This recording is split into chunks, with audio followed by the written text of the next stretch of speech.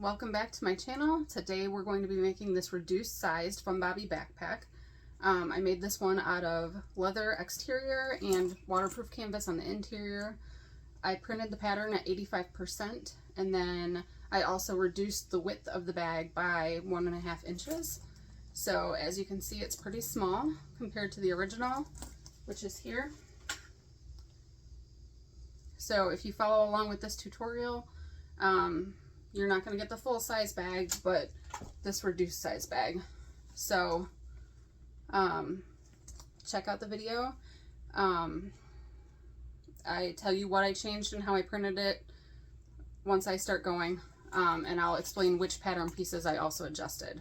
So let me know what you think in the comments. If you don't already subscribe to my channel, click the subscribe button.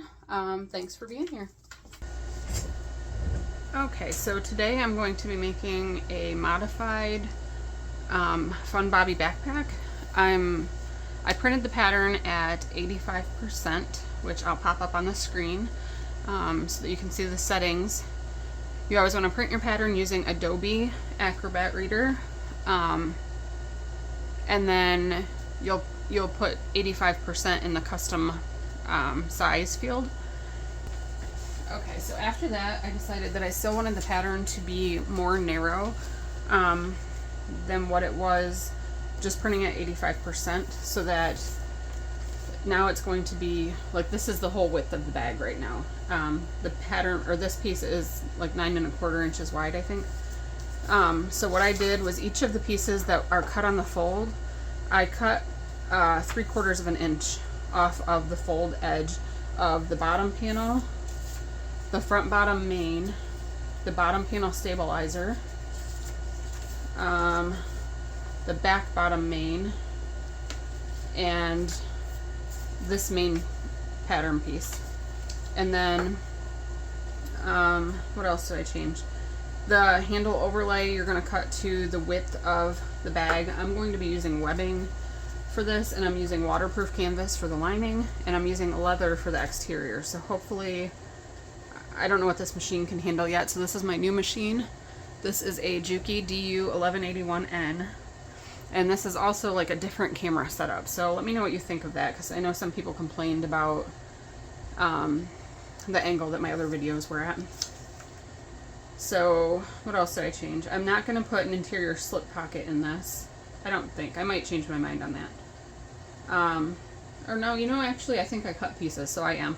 And I just cut it 7 inches tall, so by the width of the bag. And then the interior zip pocket, I cut, I think, 9 inches wide by 11 inches tall. And then I didn't cut any of the handle or straps or anything yet. I figure I'll do that as I go. And then the side panels and the side pocket panels, I cut using the full pattern piece. And the back bottom side, or back bottom pocket side. Okay, so the first thing that I'm going to do, I don't know how well that shows up or if you can see it. There, I kind of scratched into the leather a chevron design, and I'm just going to stitch along that. And I'm not quilting this or anything. I don't have anything behind it. It's just going to be like decorative stitching, not really quilting. And I'm just going to sew directly along those lines.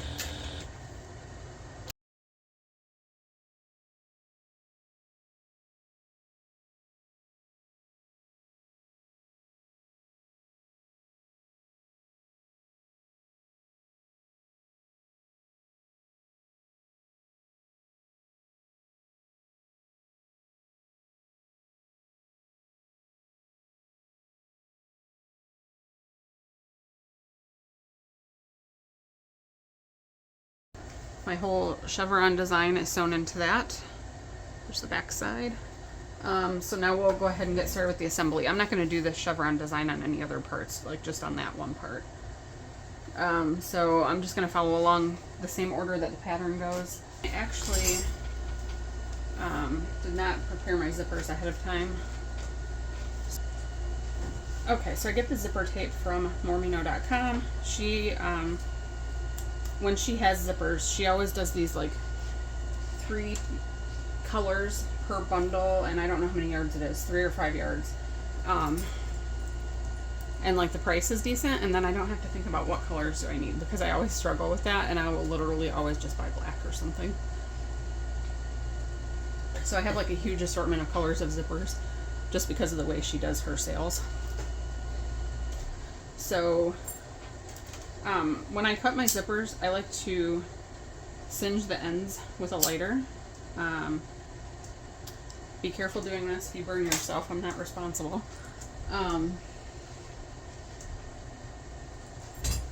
But yeah, I do that just so that it doesn't fray. These zipper pulls are number 5 zipper pulls that I got from New Moxie Custom Fabrics and Hardware. There were some other cool ones. For this particular bag, I just wanted these plain. So I'm just kind of eyeballing how the teeth should be in there to get them lined up properly. I don't have a zipper jig or whatever, and I never really felt like I needed one. So get the zipper on. I cut this down to the right side where I should have it. So we're just basting this in place with a 1/4 inch seam allowance right now.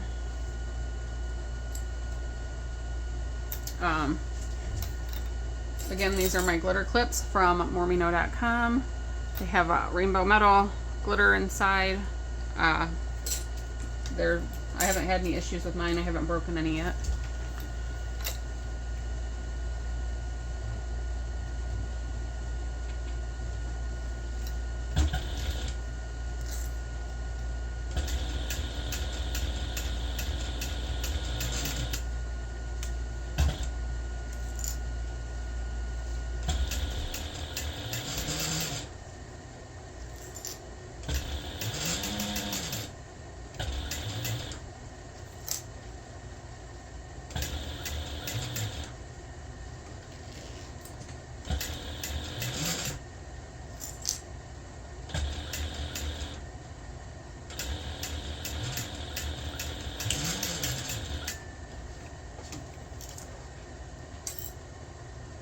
So now you have 2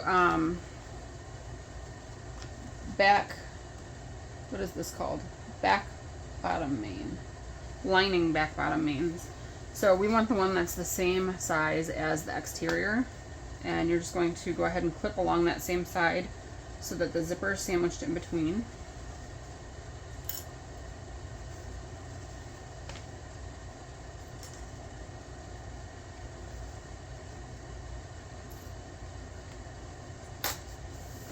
Alright, and then you should sew this with a 3/8 inch seam allowance. I'm not sure with this zipper foot, or with this walking foot, whatever. I'm not sure if I'll be able to do a 3/8 inch, but I don't feel like changing my foot.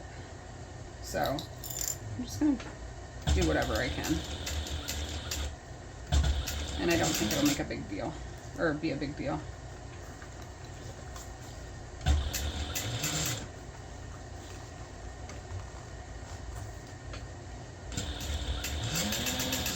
And you could also like not slide the zipper pull on until after you have this sewn, and then you won't have to worry about moving it out of the way.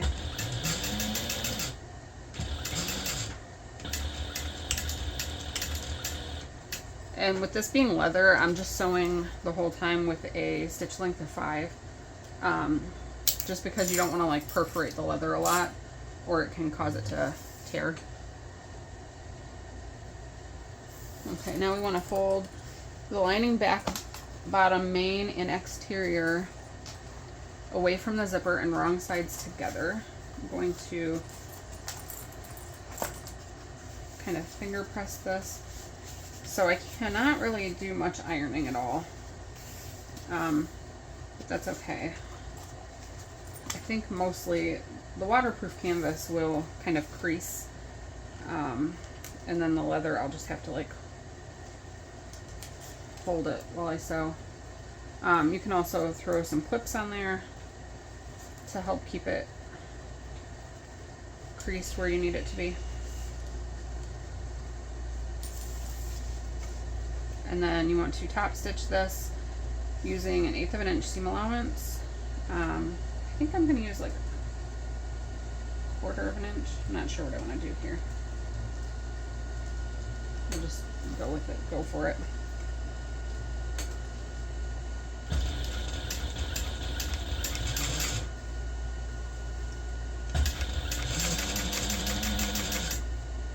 I know that this leather was too thick to sew on my 8700, like to make a bag out of it, so I just never even tried. So we'll see how this works out.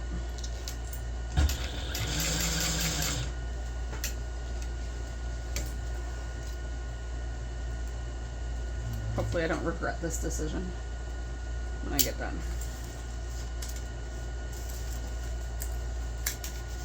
Okay, now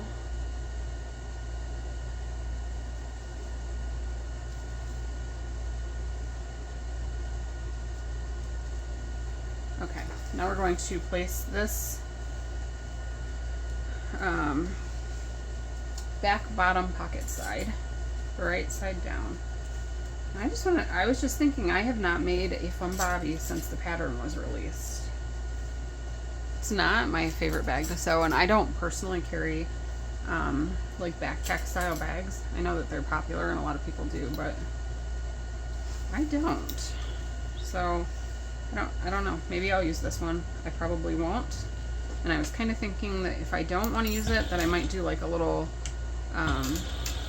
giveaway in my group for the bag. We'll see what I decide when I get done.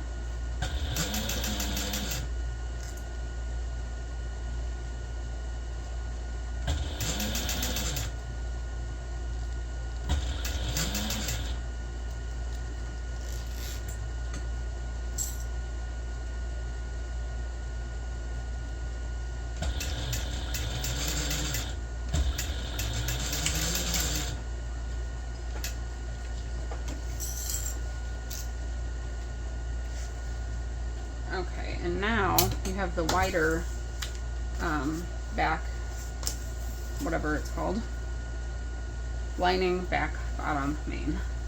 The hardest thing for me is to remember what my pattern pieces are called. I literally don't ever remember. So right now I'm just putting that right sides together with the other lining panel that's there. So that way when you unzip the zipper, both of the right side of those two pocket linings will be what is exposed inside the pocket, I guess. Okay, so now I want to sew this at a 3/8 inch seam allowance, but again, this walking foot, or this presser foot, doesn't really make that possible, so we'll see what I can do. I probably shouldn't be lazy and I should just change it out. It really isn't that hard.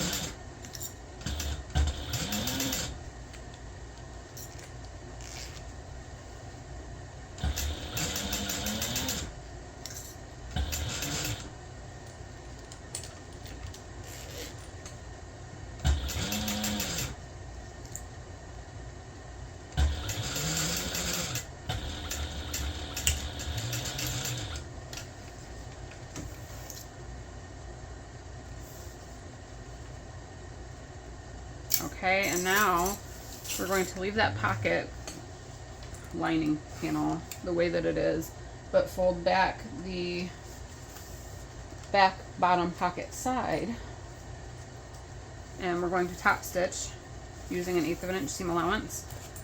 The lining panel is facing the way it will be when it's finished. Do not fold that back.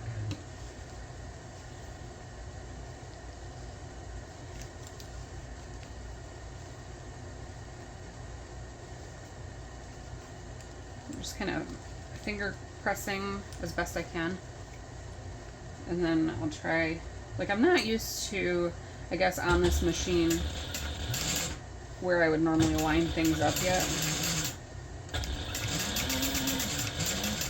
And I do remember when I first started using my 8700, that was difficult. I think this was an easier transition to go from the 8700 to the 1181N, than it was to go from a domestic to an 8700.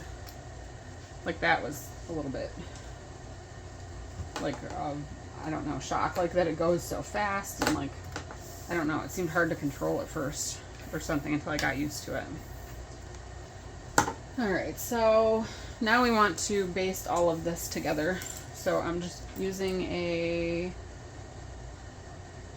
1/4 inch seam allowance. I'm just going to place some clips on here, and this might be a little bit wider than it's supposed to be because of my seam allowance along that zipper.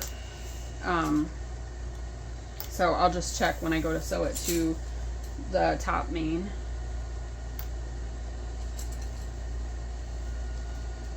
Okay, and I did not put handle stabilizer on my top main, and I'm not sure if I want to. I kind of think I still should use that, even though this leather is like pretty thick.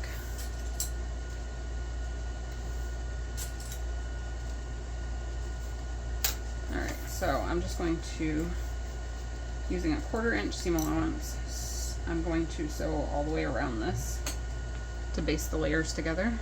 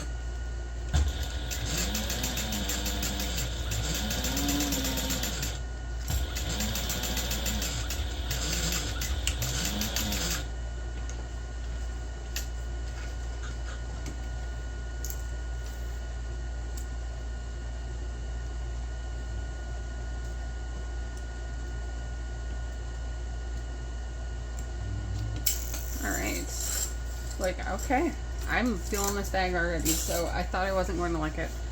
Hopefully it's not too narrow. That's what I'm most worried about. Alright, so I'm going to get my top main with the handle stabilizer attached. Okay, do I want to do handle stabilizer or don't I? I think I really don't need to decide that just yet.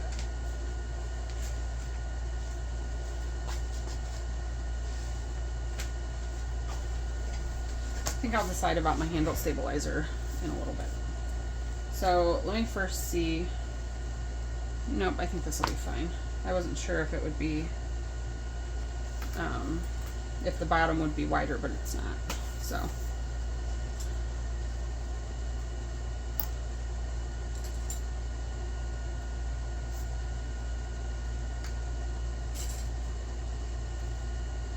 And I've seen people make this pattern at a reduced size, but I don't remember what percentage it was, and I don't think it was like reduced and then also made to be more narrow. So, and I honestly, like, I guess my testers would know this, but when I first made Fun Bobby, I didn't intend for it to be that wide, and I don't know what I did, like when I was designing it. But like the first tester made it and I'm like, oh my gosh, it's so wide. That's not what I had in mind. And then everybody liked it. So I was like, okay, we'll leave it and it can be like that. But then I've always wanted to see what it would look like if it was like not as wide, like how I envisioned it. So, you know what? I think I honestly should use a smaller seam allowance. I'm going to go with 3/8 because of the fact that I reduced the pattern. I don't think, I mean, I think 3/8 is actually like 75%, but I think it'll be okay. I'm just going to go for it. We'll see. As long as you use the same seam allowance throughout, I think it should be okay. And it's 1/8 of an inch difference, so it's not a big deal.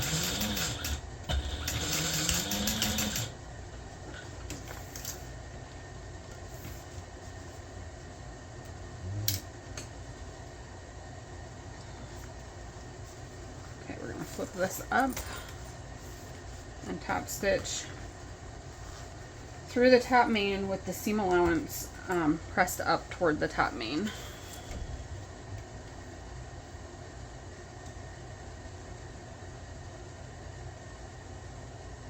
Oh man, I do all the connectors next, so I'm gonna have to make that decision sooner than I thought. Or I set it aside and do that part later.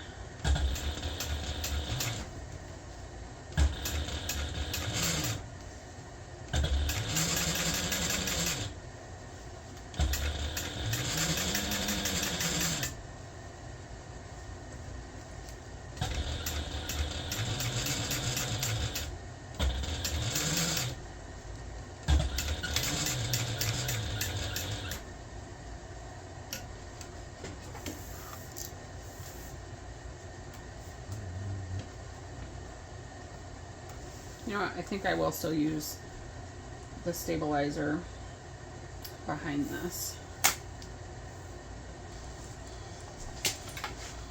Alright, so I went ahead and cut a piece of stabilizer that's 1.5 inches wide by the width of the bag. And then I placed it so that it's right into like that little crease.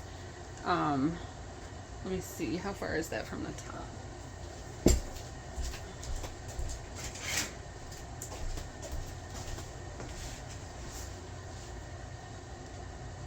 It is about 1 5/8 of an inch from the top edge. I kind of reconfigured where my strap placement would be. So I just measured centered over where they were, 1 3/8 of an inch in from the edge, and drew a 1-inch box, and then the other one is 2 7/8 inch in, and then drew another 1-inch box. So then I'm going to use those placement marks to mark out where my straps will be placed.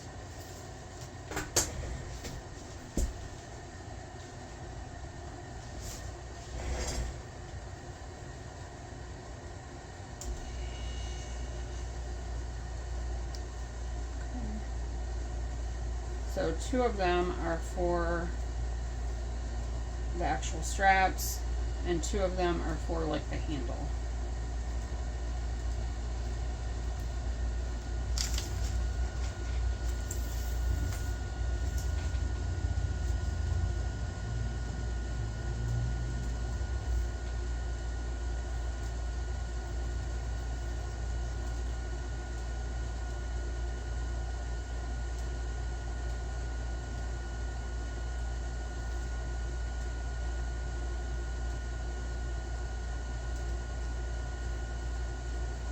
Okay, and I didn't cut my straps yet because I kind of wanted to determine like how big I wanted them. So, but looks like it's time to determine that right now.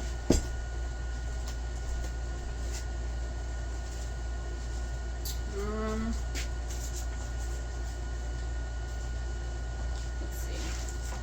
Okay, so I have black webbing that is from Wizardry Stitchery. I think I'm gonna tag everything in the comments. So this is black seatbelt webbing.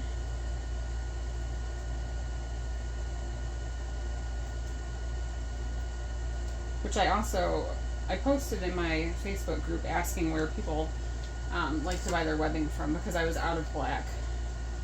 And okay, and you also have to heat seal the end of the seatbelt webbing because it's nylon and it will just keep fraying. So just hit it with a lighter. Again, be careful, don't burn yourself, don't burn your house down.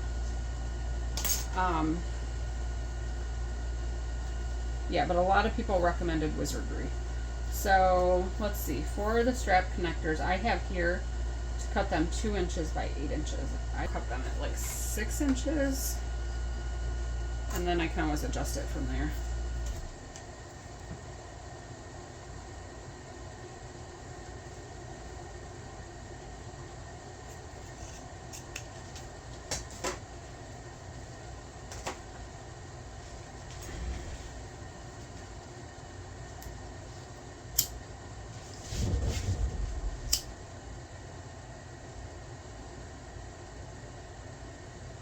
So you just kind of have to, if you don't melt the ends, it will it will fray apart, and then eventually the webbing will pull right out of your seam.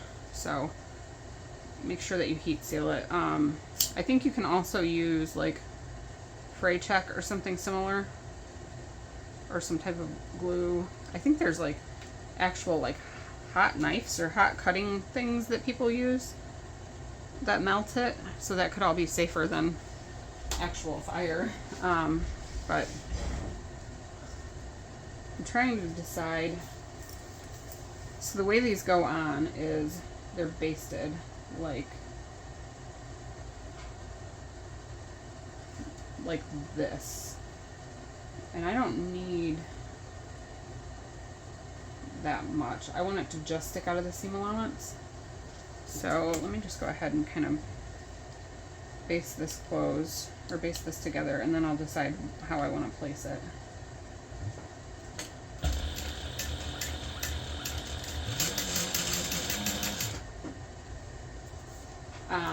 All of my hardware that I'm using today is from More Me Know.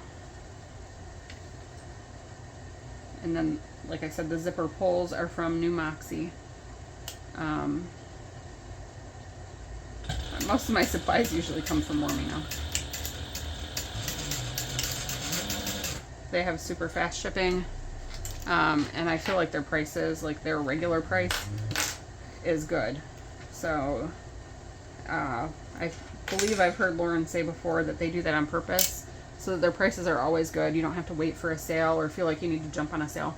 They don't have sales really, because they already have things priced reasonably, so they don't need to have sales. So let's see.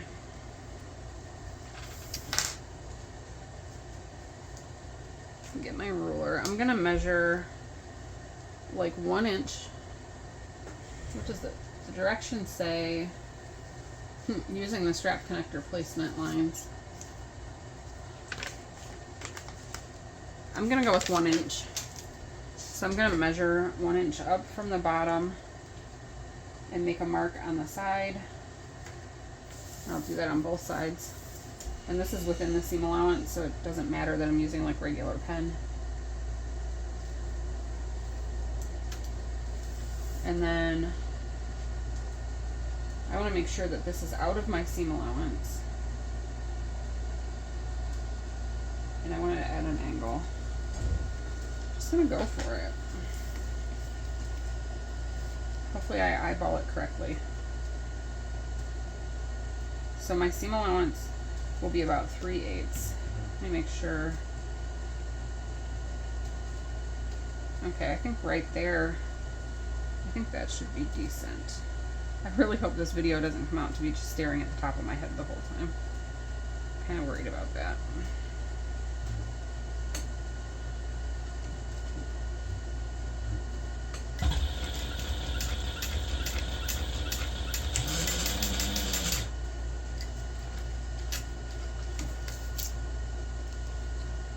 Alright, and then I think I'm going to take this one and mark on it the angle where I just sewed with my chalk pencil. All my broken chalk just keeps falling out of this thing. Alright, it's out of chalk, so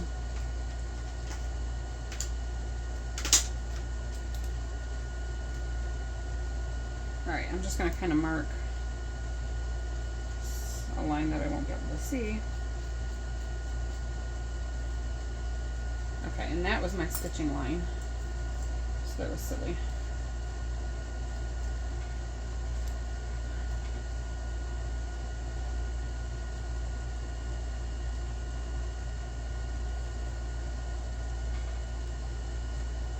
I think like that looks good.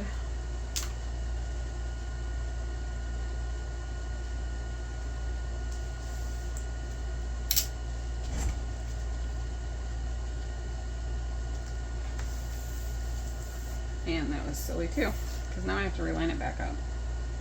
It's fine.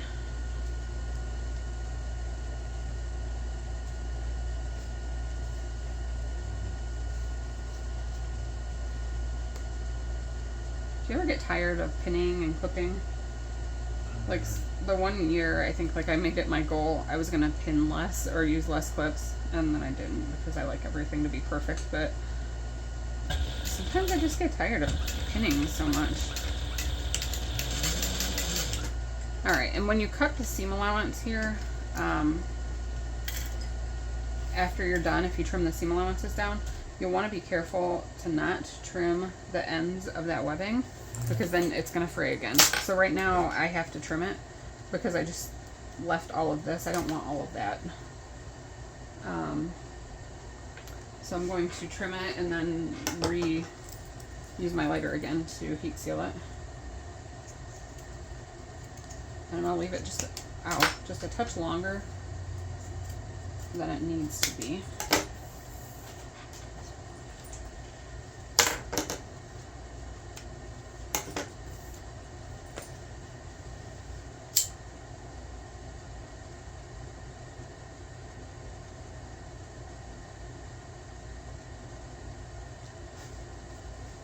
Careful if your thread is hanging over, because the thread is a little more flammable than the webbing.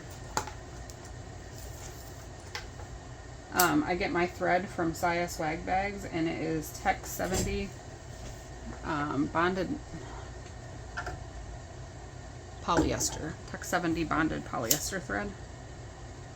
And I use that. Is working very well on my 1181N, and it also worked very nicely on my 8700 with size 20 needles. It's hot. Look at that, melted together like really nicely. Okay. So those are on. Now what? Oh, I'm doing this all out of order, sorry. Completely out of order. Okay, so I need to cut my straps, and I have on the thing to make them 36 inches long. I'm just gonna stick with that. Alright, so I just went ahead and cut my webbing and heat sealed the ends of it. Since this is webbing and the end is heat sealed, I'm not going to fold it under twice. I'm just going to fold it the one time like this. So it's over the center adjuster bar.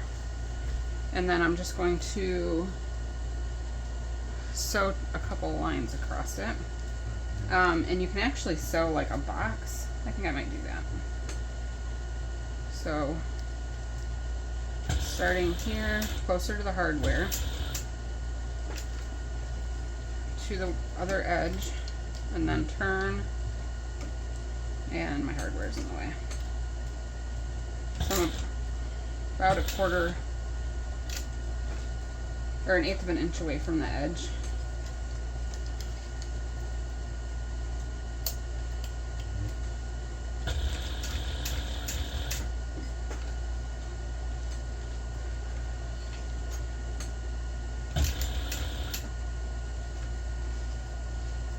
When I get back to the top, I'm just going to turn and then sew back across that edge and then back stitch once.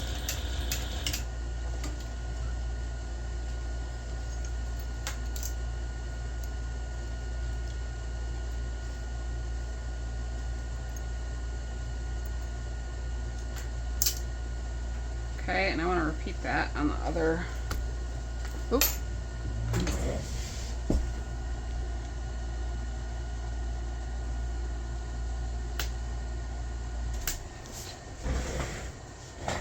We're going to repeat that same thing on the other strap.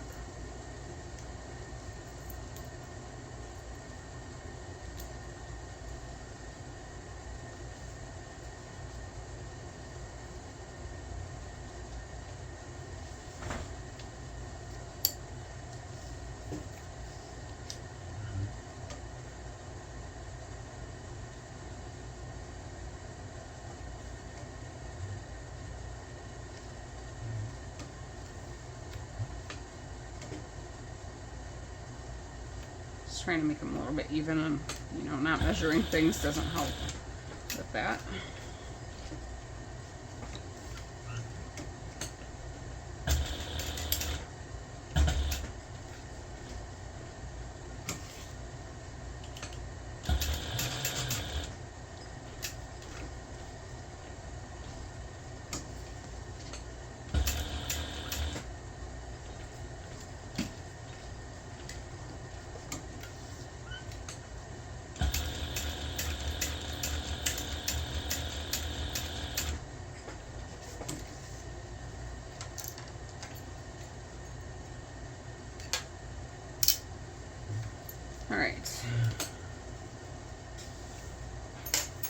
So we've done that part. Now I need to slide these through the strap connectors that are on the bag. So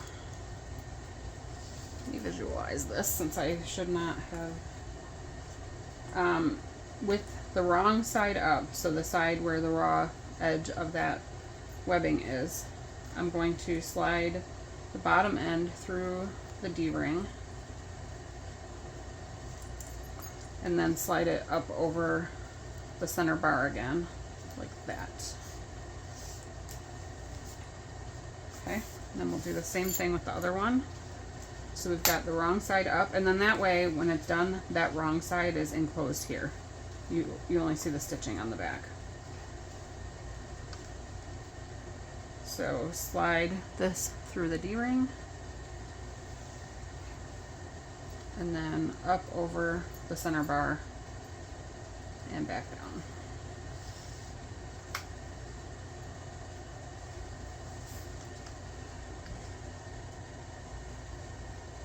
Alright, and now I have in the directions really to attach these before attaching the bottom. That would have been easier, but since I wasn't following directions. So we want to make sure these aren't twisted, and we're going to, let me adjust these all the way.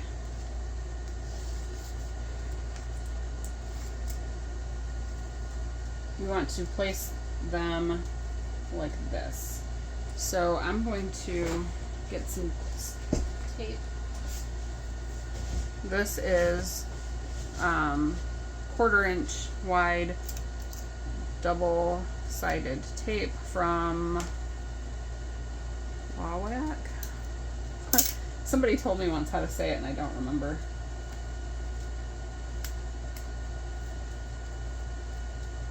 It's either Wawak or Wawak or something.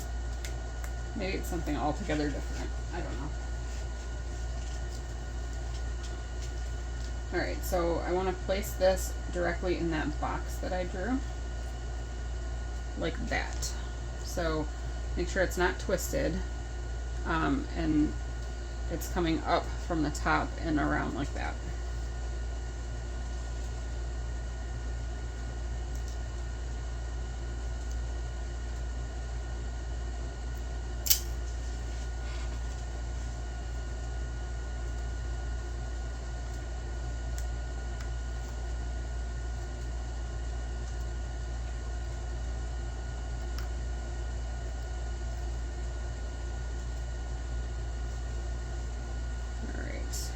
Stick this one down, and I think I might actually just stick the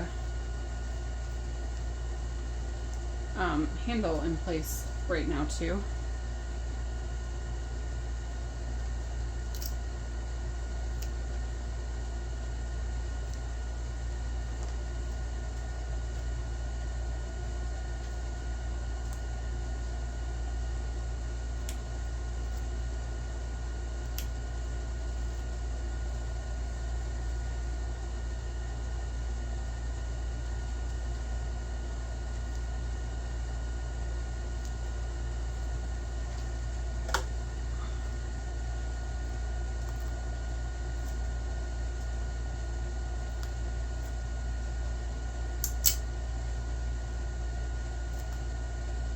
Alright, and then for my overlay, I cut a piece, well, you'll see.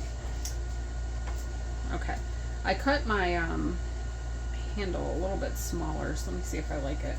Instead of 9 inches long, I cut it 8 inches long, just because it's a smaller bag, but it might be too small. No, I think that'll work. Right, you only want it big enough to, like, hang it somewhere, I think. I'm just gonna go with it.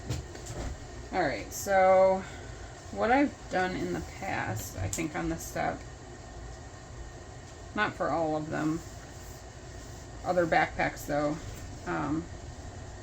instead of sewing a little box on each, I'm just going to start somewhere and I'm going to sew all the way across. I want to look where the top of that 1-inch box is. And I'm going to sew just beneath that. So it could help to mark your line here for that, but I'm just going to sew all the way across this.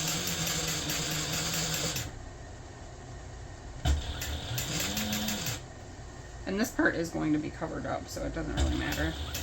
And I have that stabilizer back there too that I'm sewing on top of. So let's see. I'm going to turn and sew down almost to the bottom. Turn and sew all the way back across, and then I'll still do the X.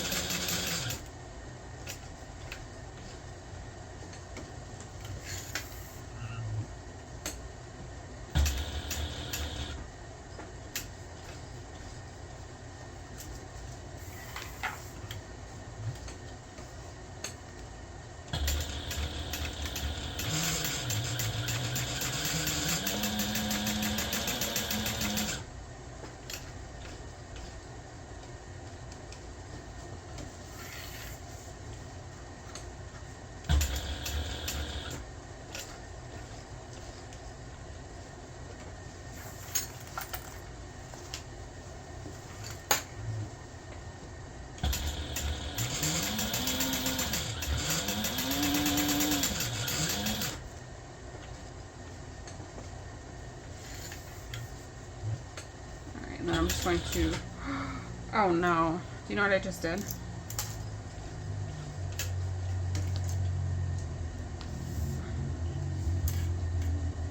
Or I'm pretty sure what I did. I think I just sewed the whole strap underneath of here. Look, just the one line. Okay, I'm just gonna seam rip that carefully.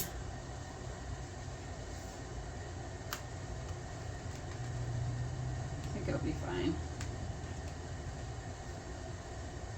Oh yeah. Oh. Okay, don't do that.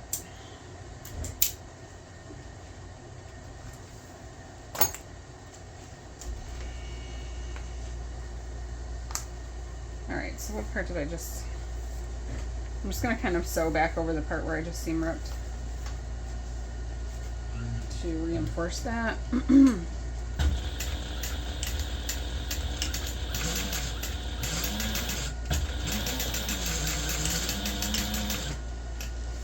I think that'll be good enough because the overlay will go on this also. So there are more lines of stitching that will be holding this in place. And we're not going to sew for our straps. Okay, so in the pattern, let me find my overlay.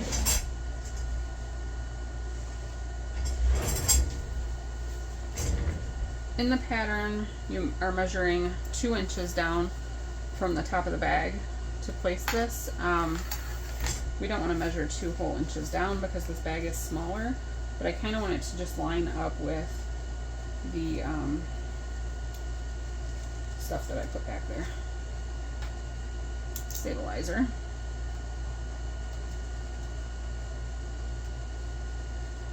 And that was 1 5/8. So let me get my tape. And I'm just going to place this. And I just cut that, my overlay piece, like wide. I didn't cut it to the correct width. Or length, I guess that would be. I don't know.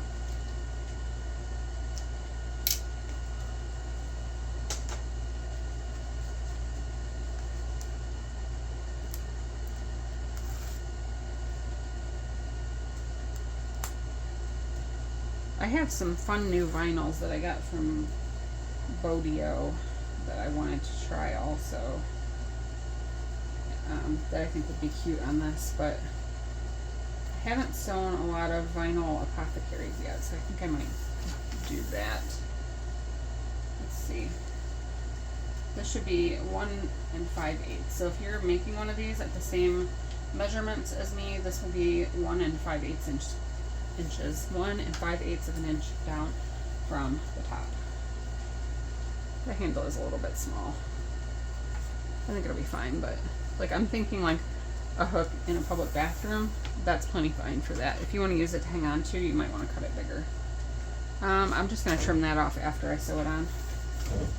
So I want to use, I'm going to make sure my straps are out of the way, and then I want to use a 1/8 inch seam allowance to just sew all the way across this.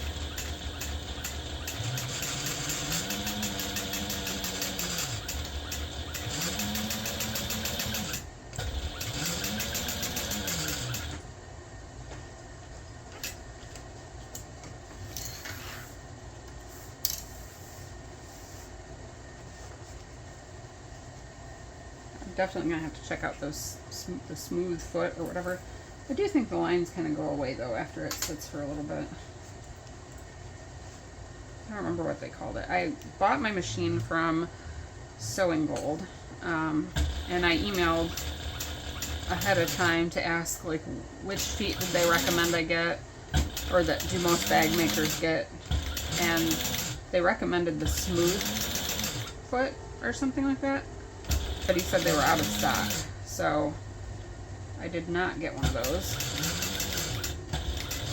but I think I want one. Hopefully that's in the seam allowance, because I just kind of messed up.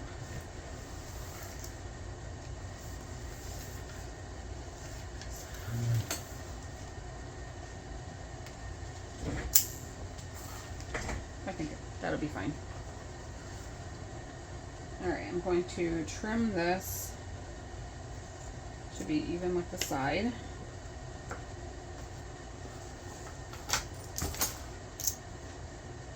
Trim my other threads off. I think at this point, okay, we're done with the back. So, I'm really enjoying this. I think it looks nice. So, I don't see a lot of these made out of like one solid color. I feel like a lot of them are some of the fun custom prints. So, I think a lot of people use this bag for a diaper bag, but maybe at this size, you can use it as a mini backpack. So we'll see how it turns out. So now I have my exterior, front, bottom, main. I need another zipper. So let's prepare that.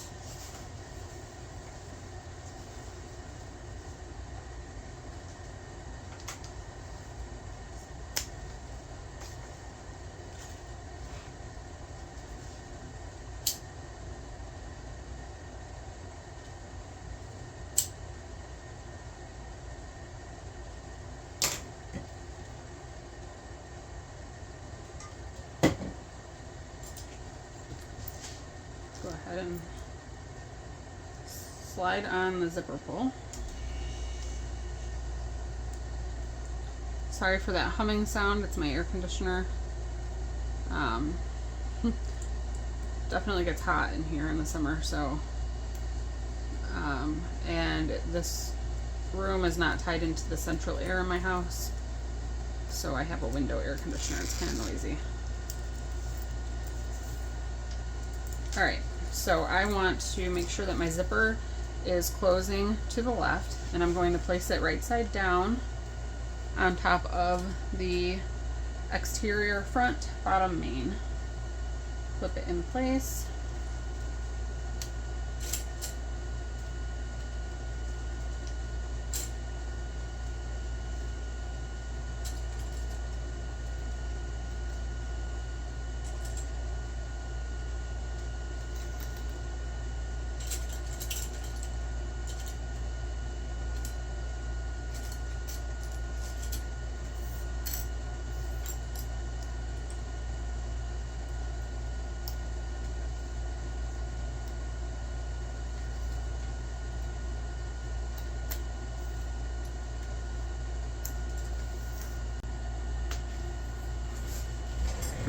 Alright, so we're going to sew this on using probably like a 1/4 inch seam allowance.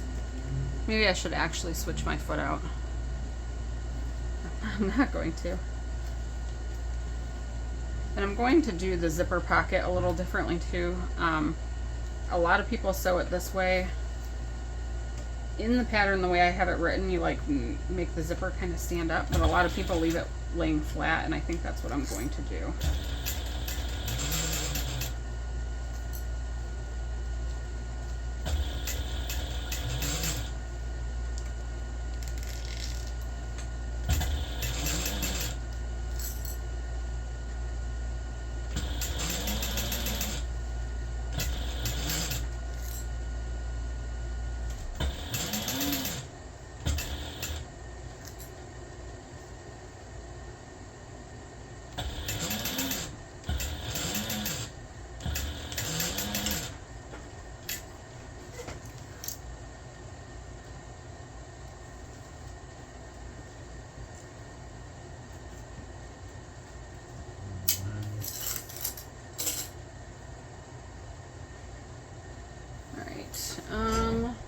I'm so not prepared. And here's zipper pocket.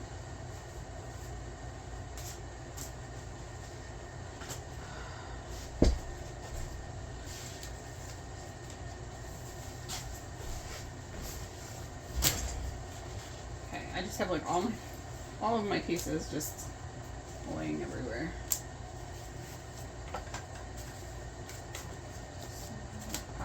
Okay, front. These are all the same size. Yes.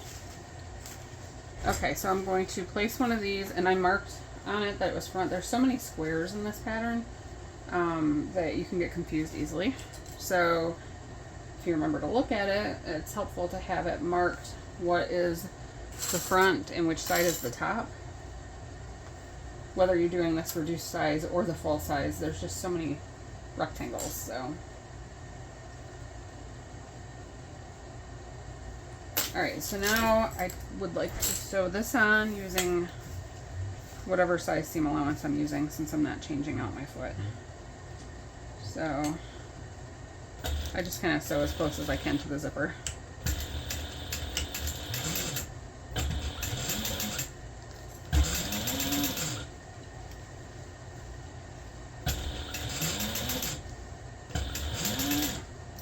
And then I will have a little bit to trim off on this, since I'm going to do that front pocket different.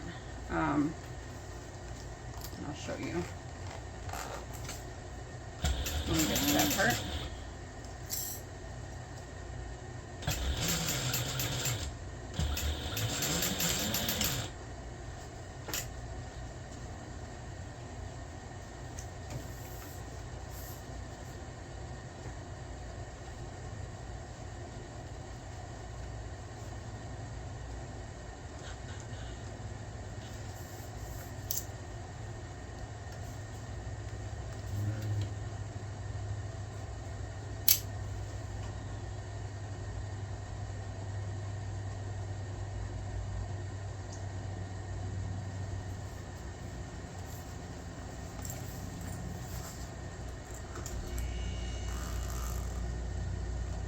Okay, so we're going to flip this so that they're wrong, so that the two front bottom main panels are wrong sides together. So first I'm going to kind of like crease my waterproof canvas. And this is like super cheaper, I guess, waterproof canvas that I got from Walmart.com. And then I got a ton of colors of waterproof canvas from Bodio, and I so wanted to use one, but like the vision I had for this bag was like brown and black, and that's it. So this is not the bag for the colors, but there will be one soon, I'm sure of it. Okay, so now I'm going to top stitch this using a 1/8 inch seam allowance beneath the zipper.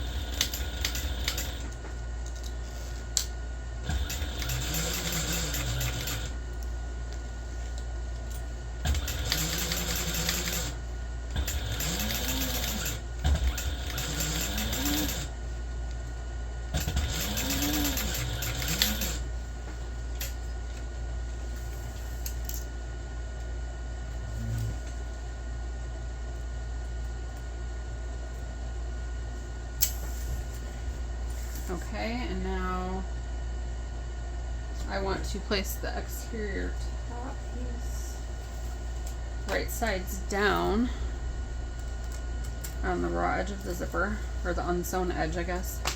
We'll do it this way. I don't know. Just make sure that it's centered properly. And I'm going to clip that in place.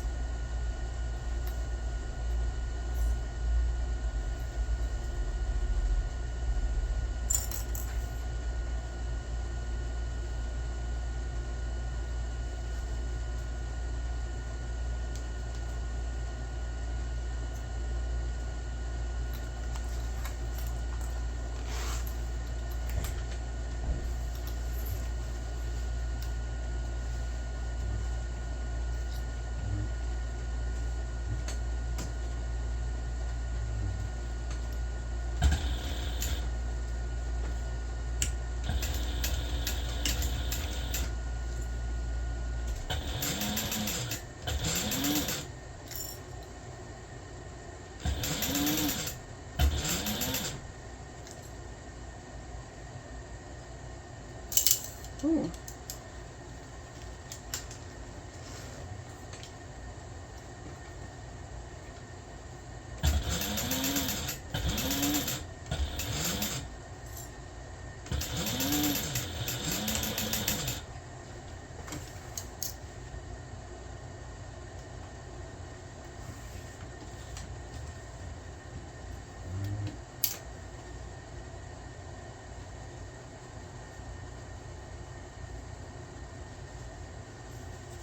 Alright, now I place this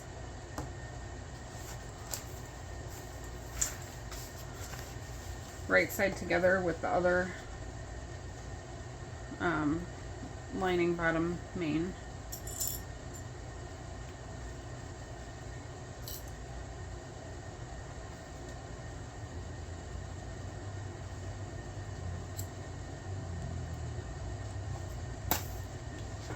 Hold, please.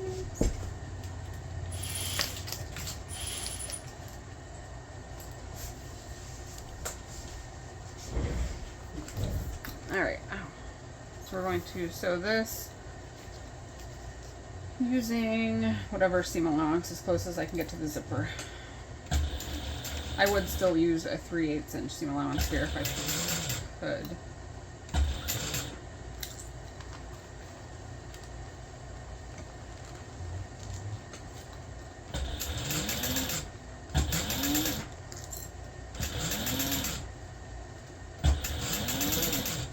I think it's more like a generous 1/4 inch.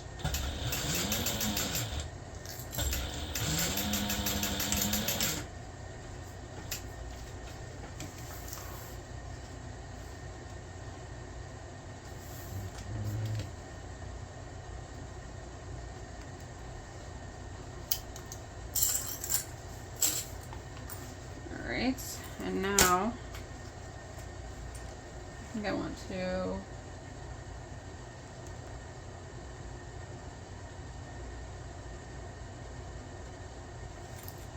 normally what I would do, the way the pattern is written, is to fold this up, but fold the seam allowance down so that it's like this, and your zipper is running kind of like along the top here of that.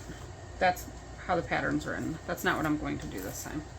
I'm going to leave the zipper flat along the front, and I'm going to press the top main away from the zipper and then top stitch it using an 1/8 inch seam allowance.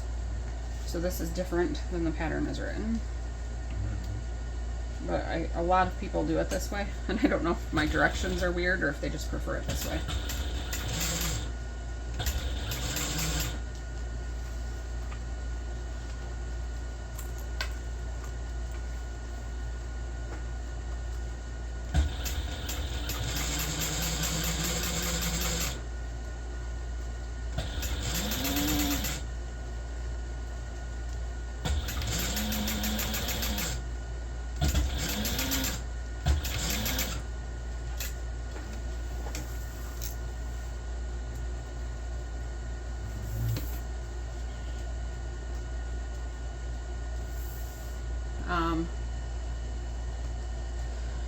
I'm going to baste this just down the sides because I think the bottom, I will need to trim this to be the right length now because of the way I left the zipper.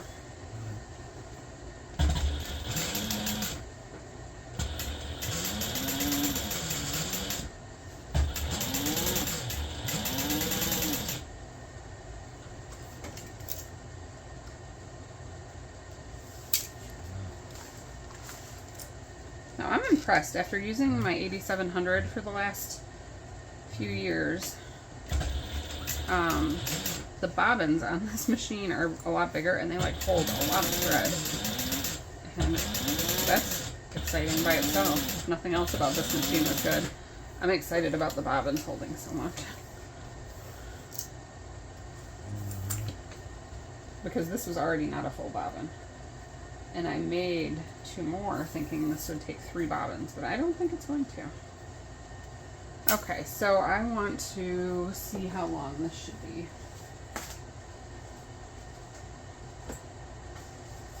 There's my pattern piece. Alright, so this should be the same length as this full pattern piece, and it's longer because of how I did the zipper. So I'm going to measure and see how much longer it is. It's 1/2 inch.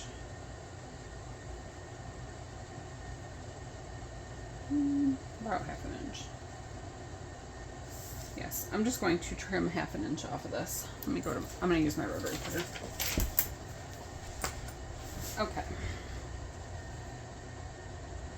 So now I'm going to set this aside and we're going to switch to working on the interior. Do my interior zipper pocket.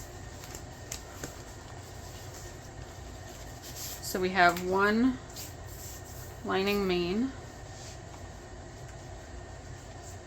And then I cut my interior zipper pockets to be 9 inches wide. Was that a bad idea? No, I think that's fine. By 11 inches long. So it's going to be super deep, like almost the length, the whole depth of the bag. And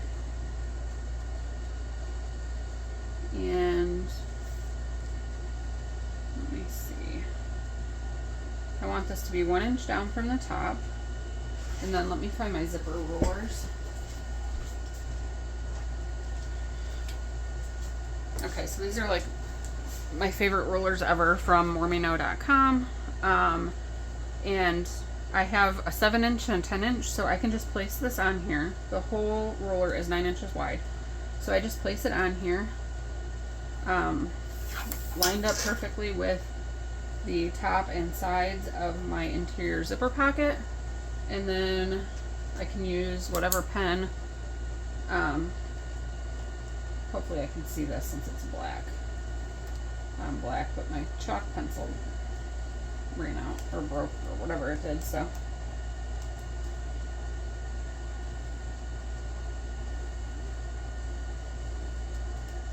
But then you just trace right inside the box, so it makes it a lot easier.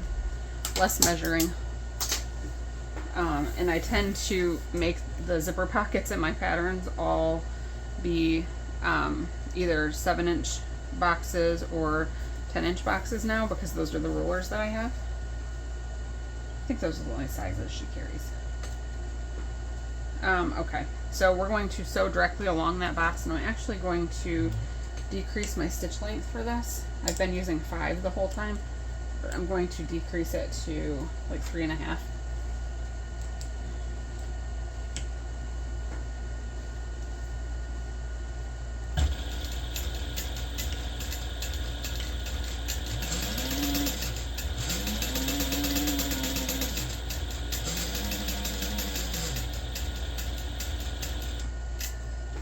And this is one part where I might use my iron when I turn this right side out.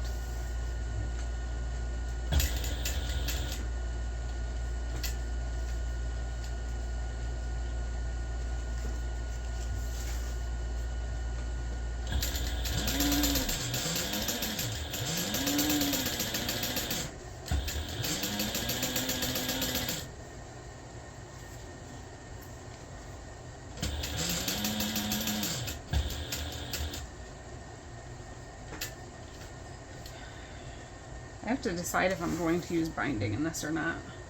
I really don't like binding, but also I think it's going to be hard to turn a whole leather bag through this pocket.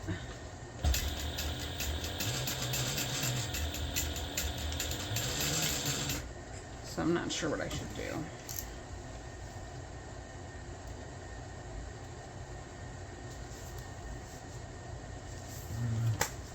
Right at this moment, I'm leaning toward binding it.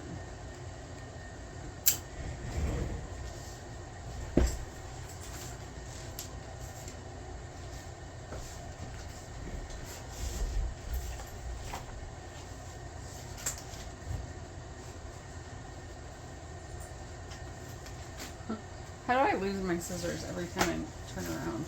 Okay. So now we're going to cut directly along the center of the box that we just sewed.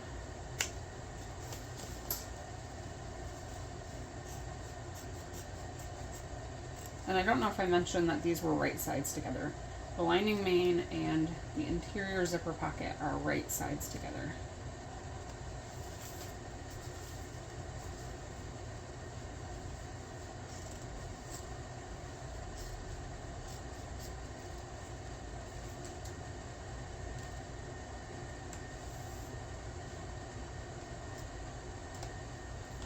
Okay. So now I'm going to go to my iron. I'm going to pull the interior zipper pocket through the hole that I cut, and I'm going to press it flat. All right. Whatever. The hole is flat now. I don't know. Okay. So I'm going to cut my zipper, not with those. And the zipper should be like 9 inches long, and it's not, but it's fine. I'm going to slide a pull onto this.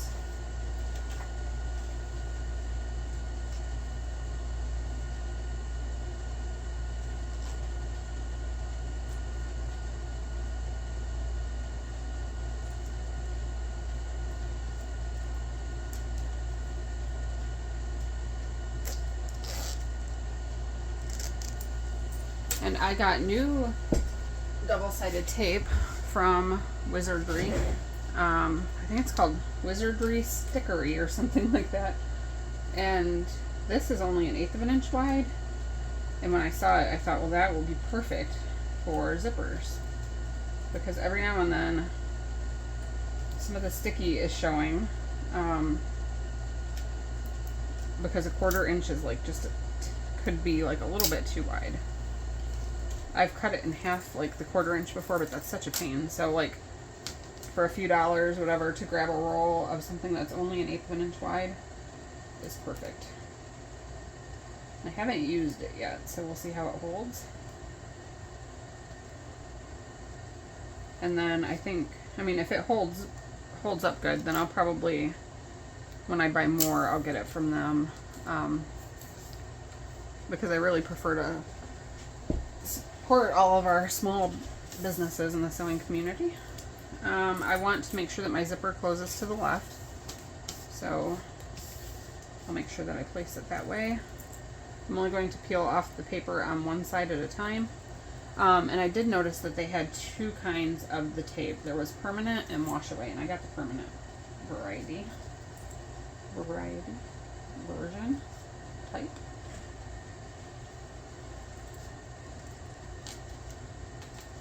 So I just want to make sure that my zipper is kind of like centered over this pocket.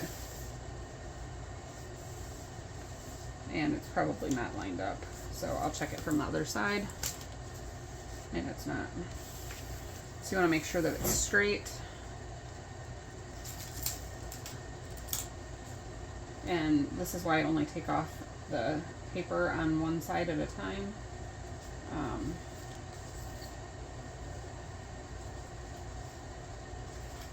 Because it's a lot easier that way.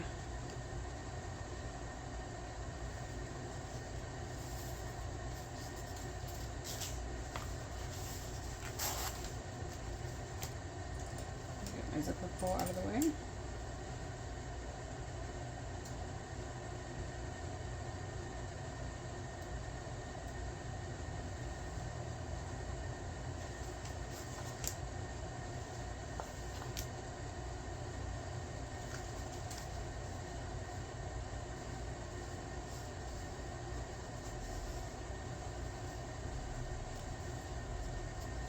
Okay.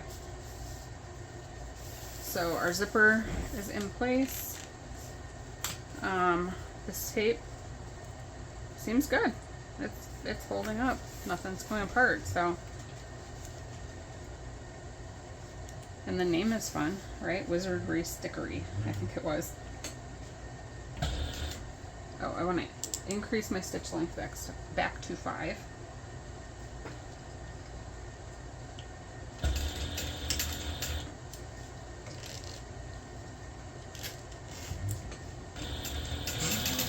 And then I'm just going to sew all the way around the box using a 1/4 inch seam.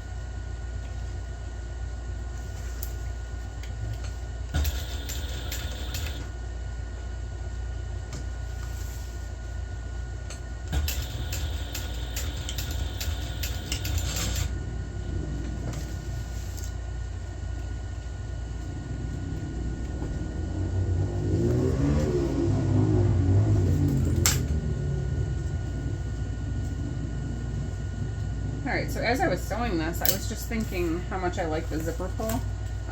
Like it glides really nicely, and oh, I just really like it. It's like a little bit different than regular.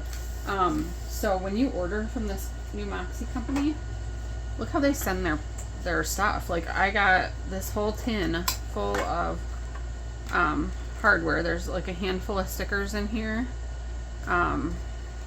So I'm not ready to sticker up my new machine yet. But look at the way this is all packaged. Everything is in its own little bag. And they have matte rainbow. So I'm thinking more dog collars. I think my dog would look nice with a collar made out of that. So yeah, like, and they shipped like very promptly, and the prices were very reasonable. So definitely check them out. I think they're newer to me. Anyway, this was the first time I've ordered there. But I saw everybody posting those tins on Facebook, and I wanted to order from them just to get a tin. Anyway, so, alright, this is the point where I have to decide, binding or no binding. And I think I hate binding, but I don't know what to do.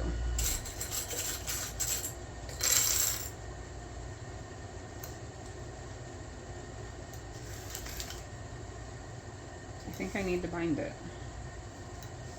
This is where it would be helpful if this was live, so I could ask you all what to do.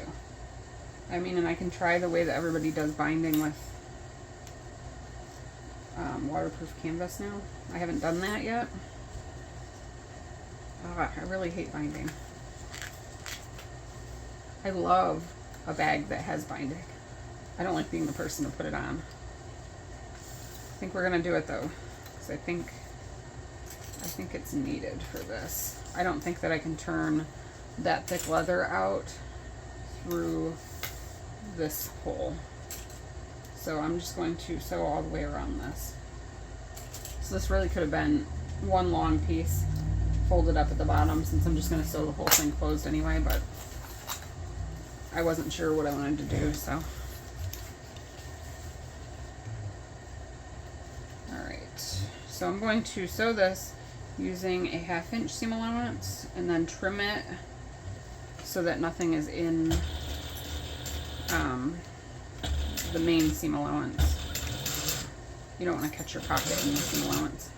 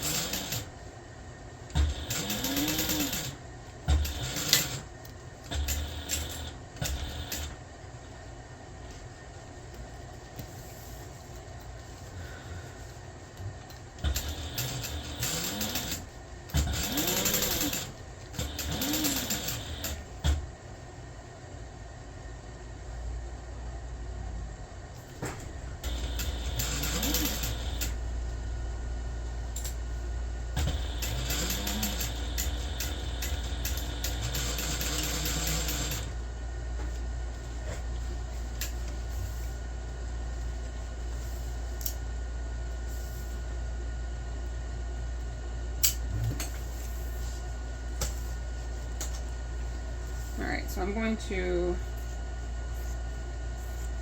trim the seam allowance down to hopefully keep it out of the main seam allowance.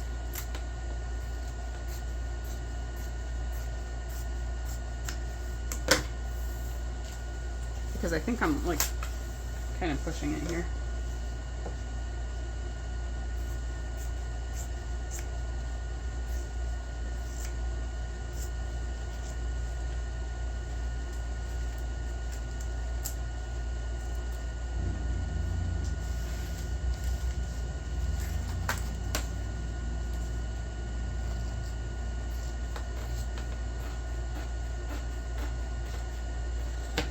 Okay.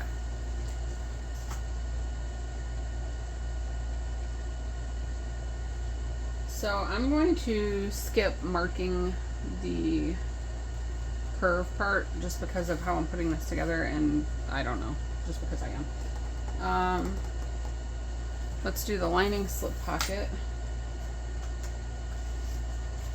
which I'm going to put on the other exterior panel.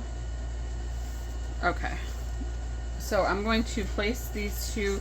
I cut these 7 inches tall by however wide the bag is, or a little bit wider actually. I'm just going to place them right sides together.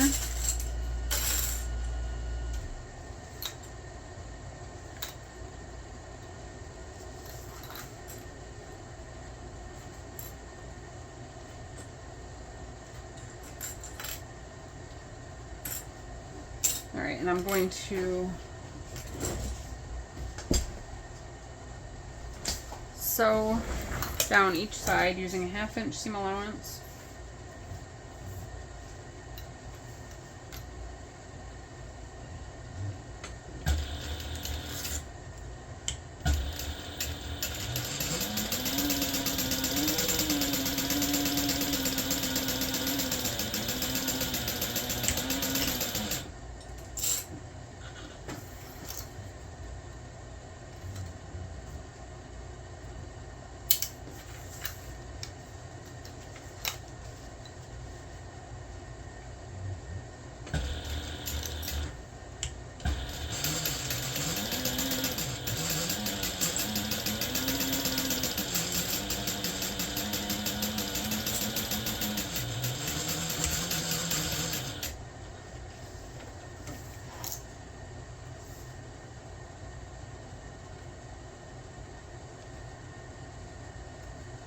All right, and now I'm going to turn this right side out and then press the seams really well. All right, so we're going to top stitch along the top edge of this only at first.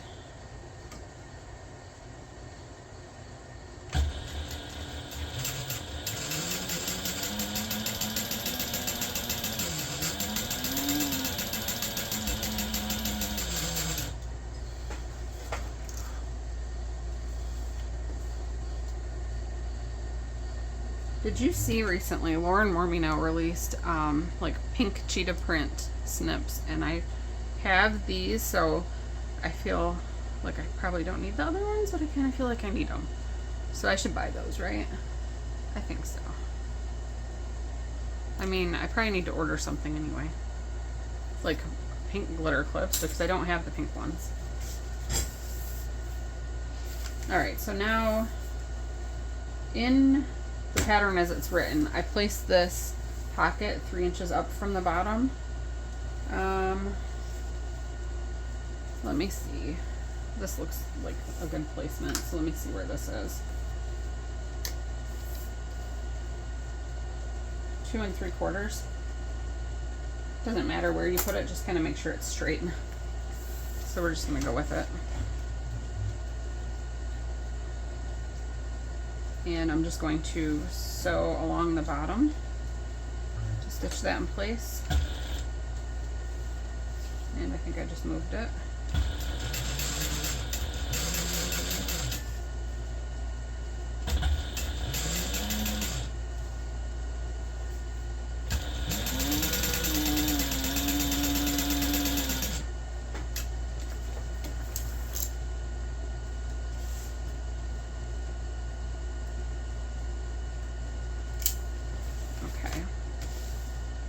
I want to sew up the sides.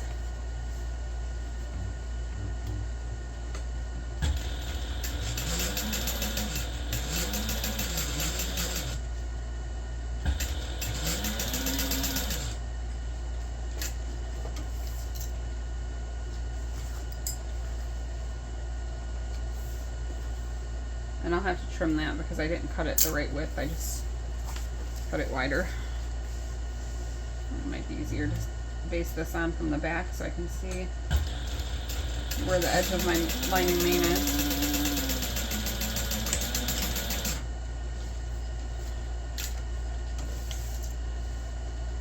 Alright, and then this will be a nice little slip pocket for whatever. I like to keep my gum. I always have gum with me, and I like to keep my gum inside of a slip pocket. So I do have in the pattern to mark a center, or mark the center, and then sew a line up the center of the pocket as well to split it into 2 slip pockets. And I will do that because I notice when you don't that it kind of will gape open.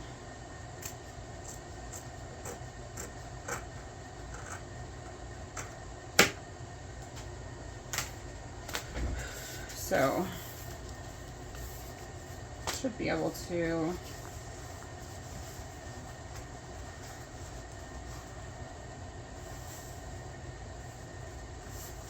just like that.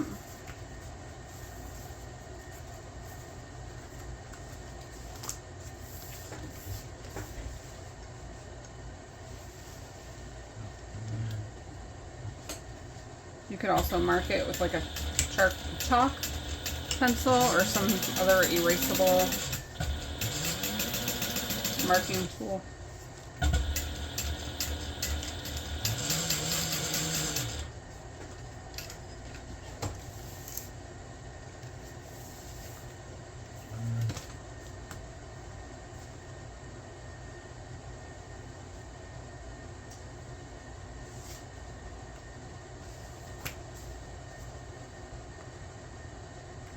Okay, so now we have 2 slip pockets.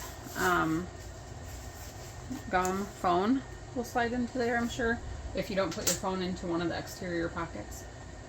Alright, so now we're ready to attach the zipper, and since I'm doing binding, we can actually ignore the part where you stop 1/2 inch from the end. So we want the front You know, I really want to sew my pockets. We're gonna skip around a little bit here, and then I'll probably regret it because I'll forget something. But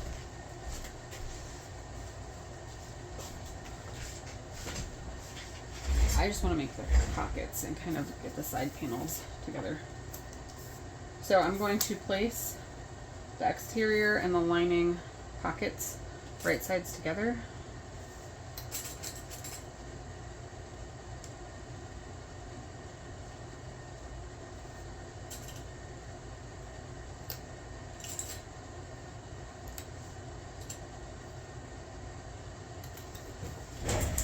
We're going to sew this using a 1/2 inch seam allowance. I wasn't 100% sure I wanted the side pockets, but I think overall I prefer, oh wait, I'm using 3/8 inch seam allowance. I think overall I prefer the look of it with the pockets, even though I don't know that I would use them, but I think other people would. And I'm not sure if I'm keeping this bag or if I'm going to give it to somebody or give away or what.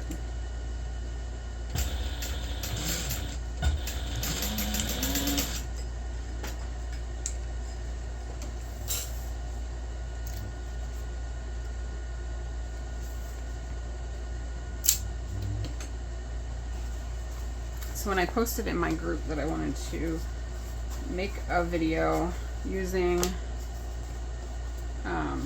my new machine, so my first video using this machine, and I wasn't sure what bag to sew, and I think the best advice was to sew something that I feel like sewing, because that's what's most important. And I think that's so true.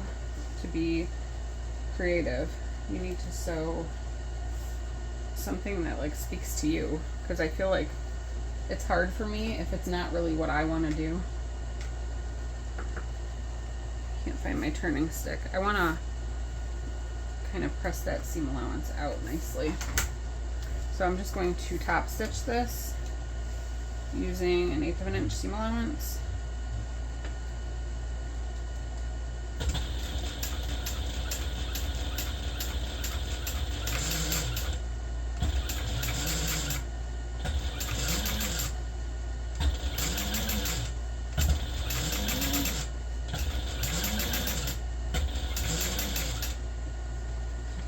Kind of an 1/8.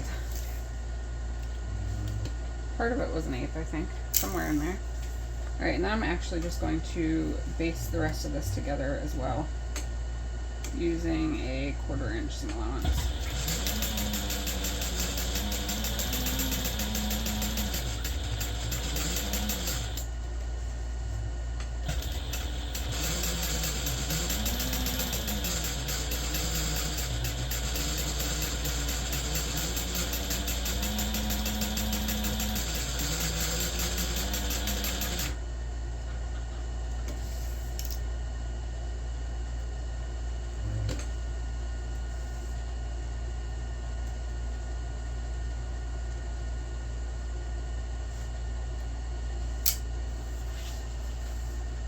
So pretty. Okay, let's do the other one. I think a lot of people still don't like to put black and brown together, but I think black and brown look really good together. And I think this would be like a very nice bag for the fall. I don't wear brown a lot, but let's see if it'll convert me into a mini backpack wearer. I don't know. The last time I had a mini backpack, I was probably 12. So maybe it's just because I already did it that time. Like the first time, well, I don't know if that's the first time. The first time in my lifetime that mini backpacks were popular, I was into them. So I don't know if that's why I'm just not feeling them now. I don't know.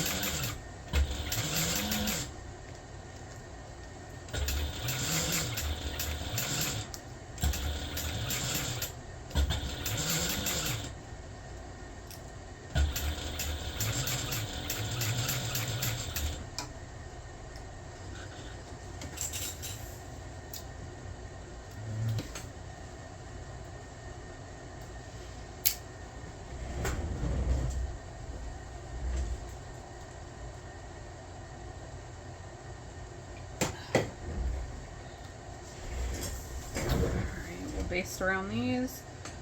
This one, I mean, whatever.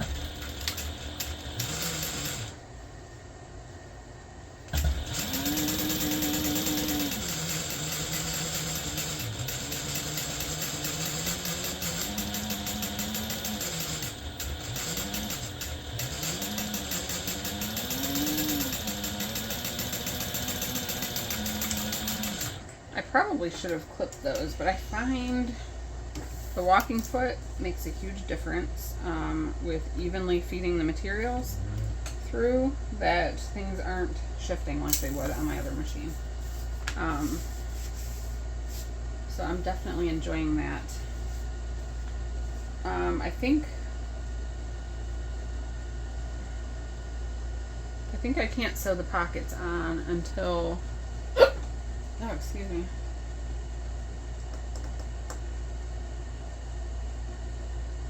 Right. Okay, I cannot sew the pockets on until after they're attached to the bag. So we're going to skip back past the pockets. My side panels there, my bottom panels, I'll be needing those soon. So right now I need my lining main and my exterior main, and I'm going to need zipper tape that's just as long as this.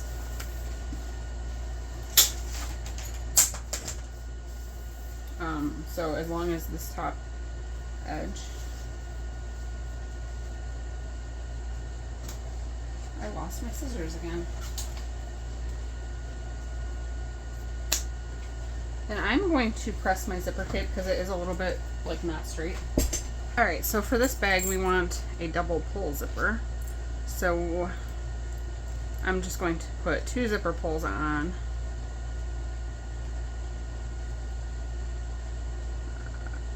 Starting one on one end and then the other one on the other end.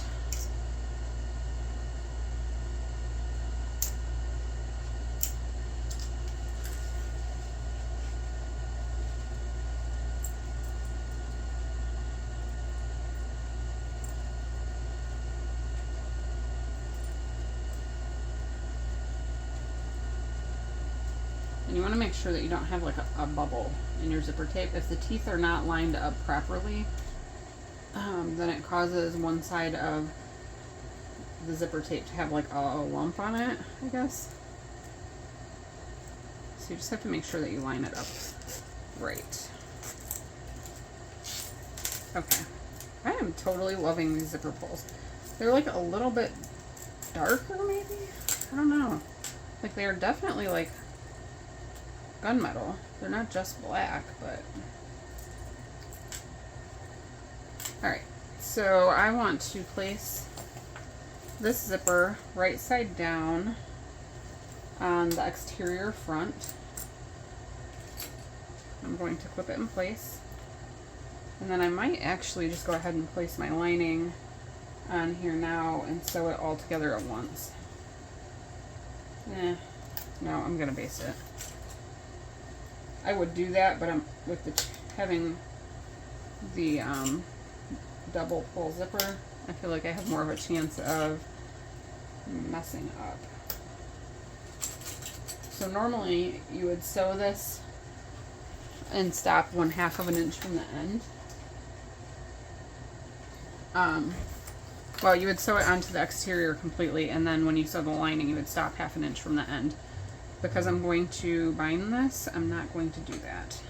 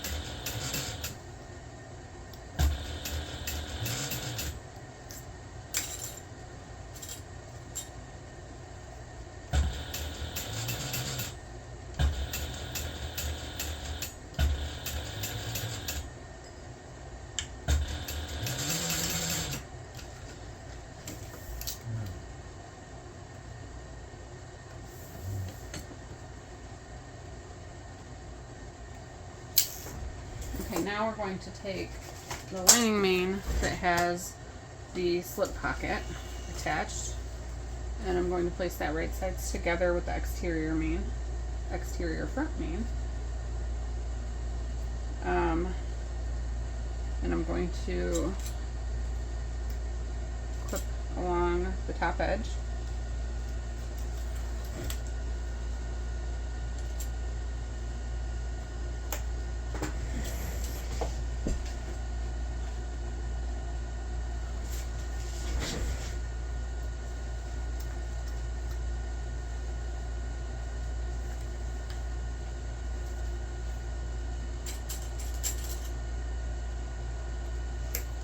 I'm placing my clips upside down. If you haven't noticed, I like to always have my clip. Oh no, I broke one. I don't know what I just did to that. Oh, it's like stuck shut. Or I don't, maybe it's stuck shut because I broke it.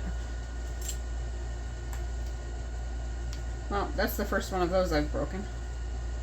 I don't even know how I did it. So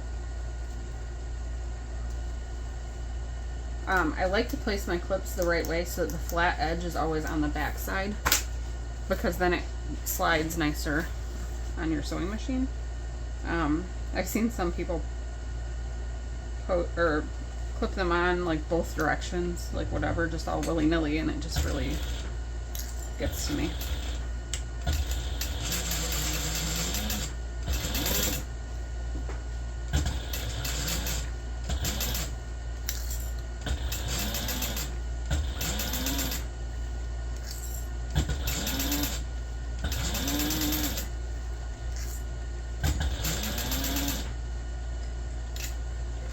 Alright, so normally I would only sew to 1/2 inch from the other end, doing this part.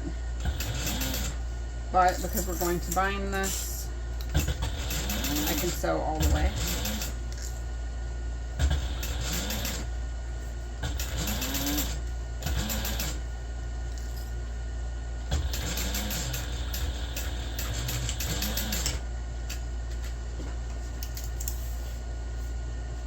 Can you believe that the bobbin didn't run out yet?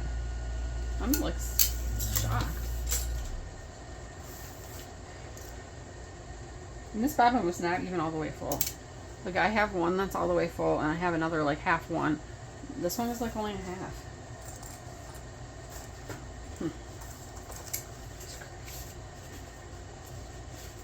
It's just insane. Okay, so I'm just pressing the lining away from the zipper first because I can kind of crease the waterproof canvas a little bit. And then go ahead and press the exterior away as well. And I'm just going to do my best to pull the zipper. Blah. I'm going to top stitch this using a 1/8 inch seam allowance all the way along the zipper.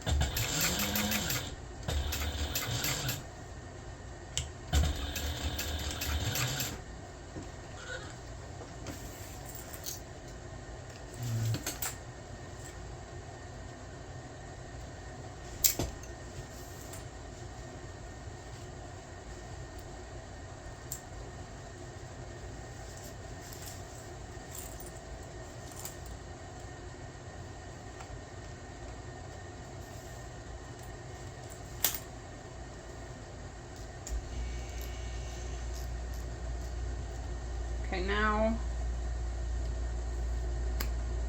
I'm going to repeat that with the other lining and other exterior. This one's a little bit trickier because it has all the straps attached to it, which we just want to make sure that we're not sewing through them again.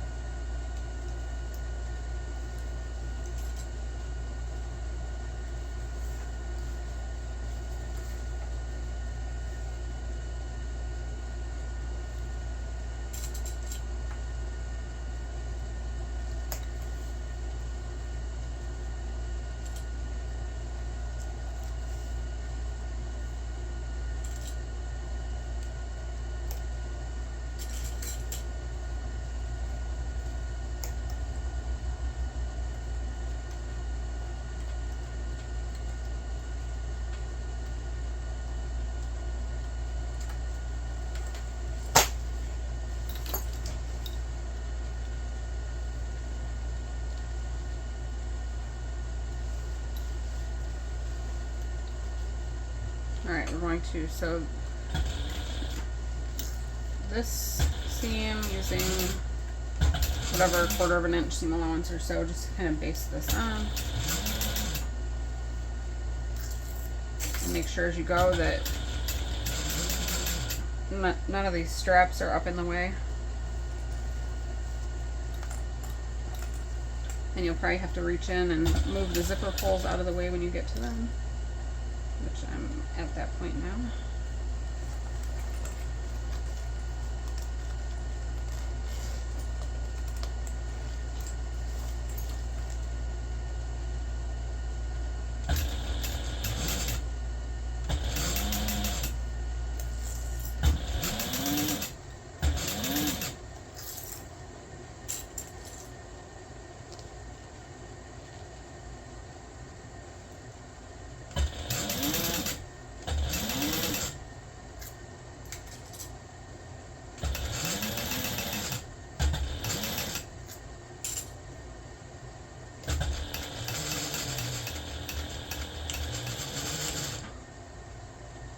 Oh, my bobbin ran out.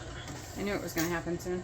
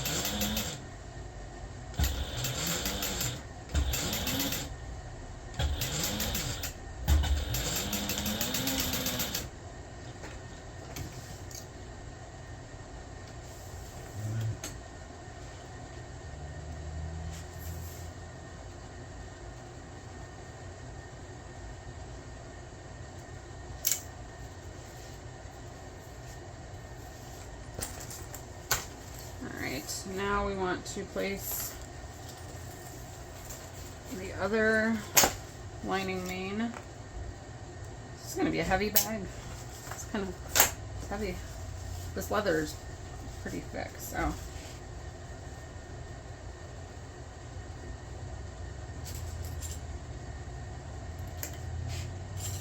Alright, so I'm just clipping this right sides together with the lining main that's already attached.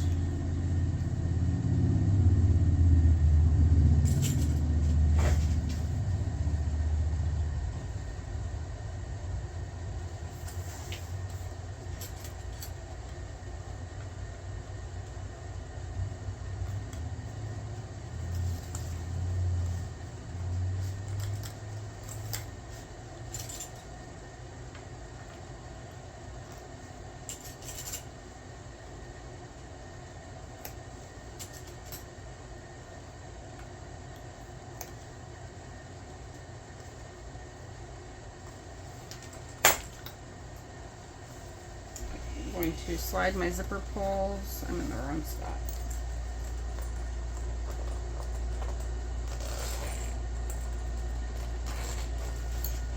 Okay, now we're just going to kind of sew as close as I can to the zipper, which is like really like a generous 1/4 inch seam allowance.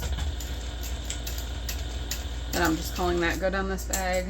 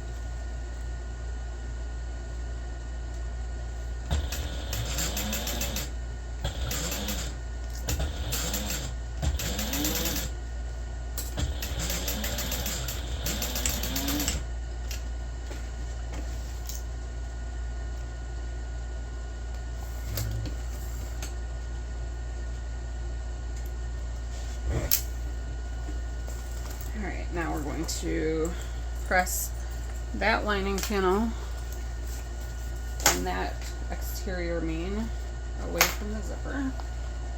So kind of crease the lining first.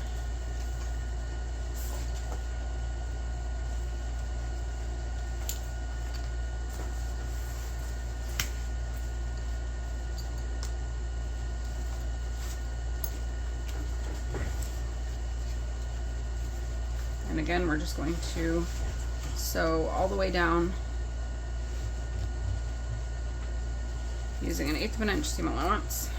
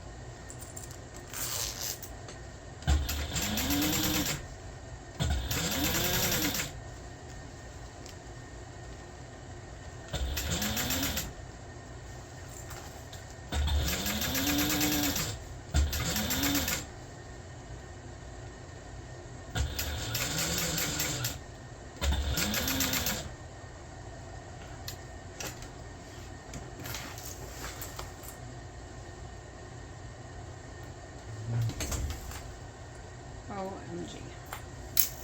So I'm like totally loving this. So pretty. Okay, so we are going to, let's see where I'm at. Sew the side panels and the pockets on.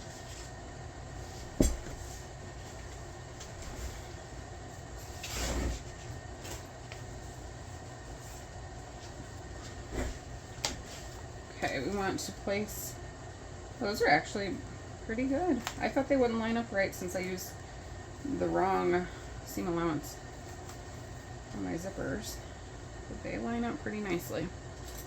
So I want to place the exterior right sides together with the exterior, and then I'm going to put the lining right sides together with the lining.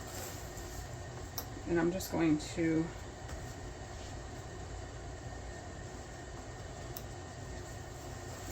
I'm just going to flip it this way. I'm just going to clip it all together at once. I feel like I'm always so big about like basting things, and I think that's maybe the right way, but not always the way I do it. So, and I'm not doing it that way right now. I'm trying to, right at this moment, I'm trying to decide if I want to finish this bag tonight or tomorrow.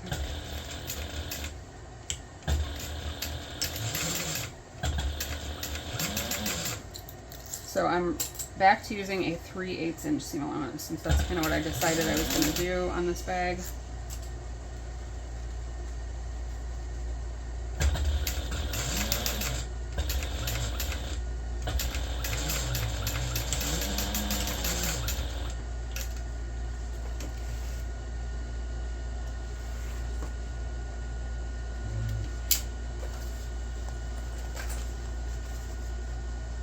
Alright, we want to pull the two side panels, wrong sides together, and I'm going to top stitch that with an 1/8 of an inch seam allowance. It is a little bit wider, I guess, than the, I guess actually I thought it would be the other way. So maybe this doesn't shrink completely. I don't know. It's fine.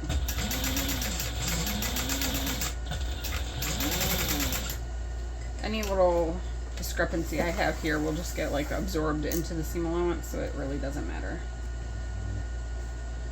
I think I'm going to baste these together now before I try to sew my pocket in place.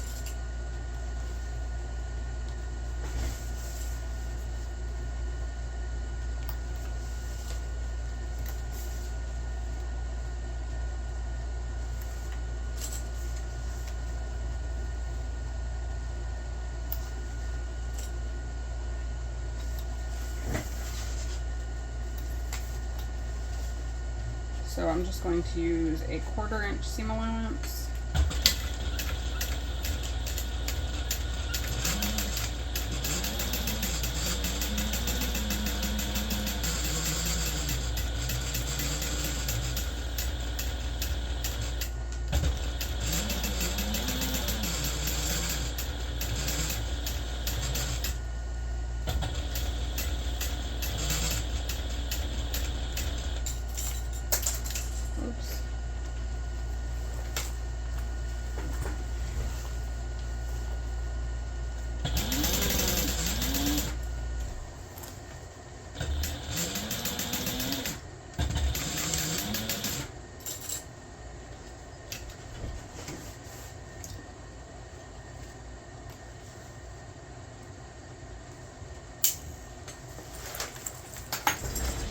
How we'll do this pocket. So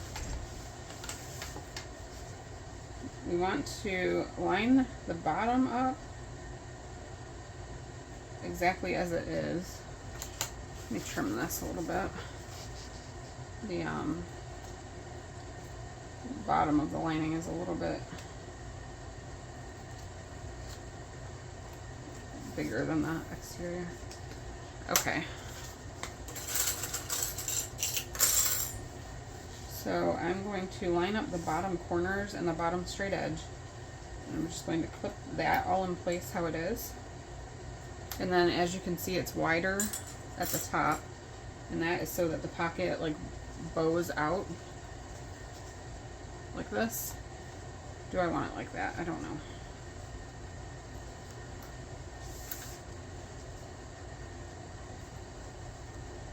So it's not too late, like as you sew, if you see things that you want to change them. That's why we're making our own bags, right? Then you can do what you want. If you don't like the way something looks, change it.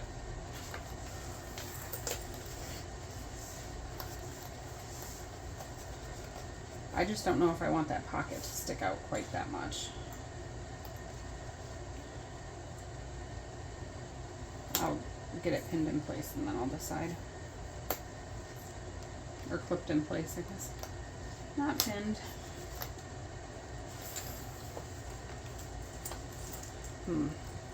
That is going to stick out quite a bit. Do I like it?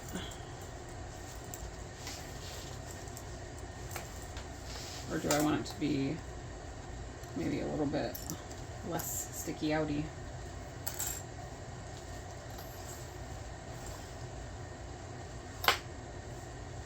I think so.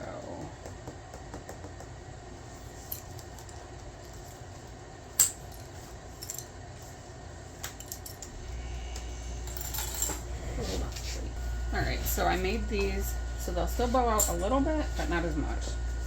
And I just kind of trim them. I don't know, I trim the pattern piece to make it so I could line that up on the pocket and trim them all evenly at least. But I don't have any specific measurements that I used because I literally just kind of hacked the side of the pattern piece off.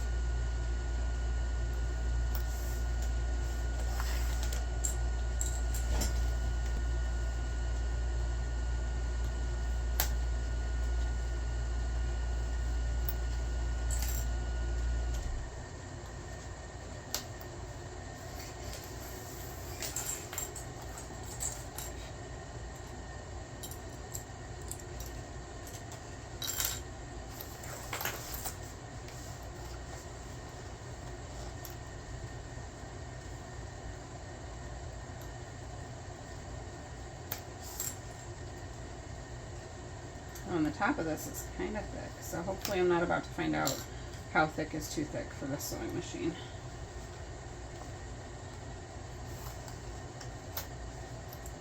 Okay, so see, it will still poke out, but just not that much.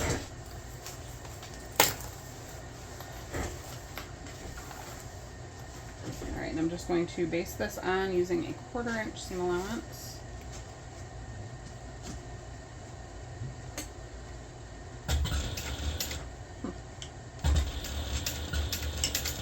Well, apparently that thick is not too thick, so that's good. My 8700 would definitely not say do that. So I'm 100% not regretting this purchase right now. I don't intend to write patterns for sewing leather, but I really like to use leather and vinyl. So I like that I'll be less limited with this machine.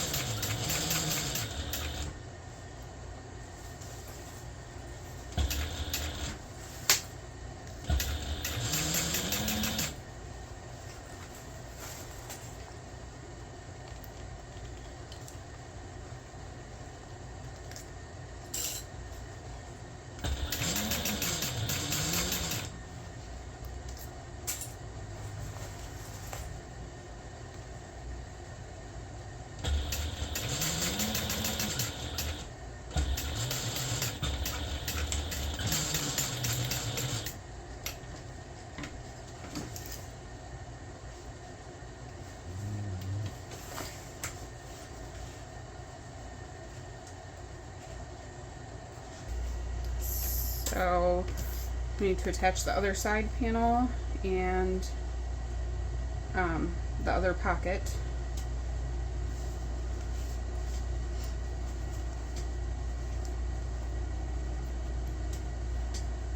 So I'm just making sure everything lines up here.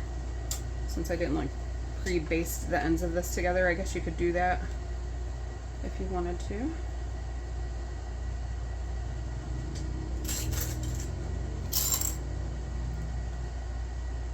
I'm just going to kind of clip this one in place first, the exterior, right sides together with the exterior of the bag. And then the lining will be right sides together with the lining of the bag.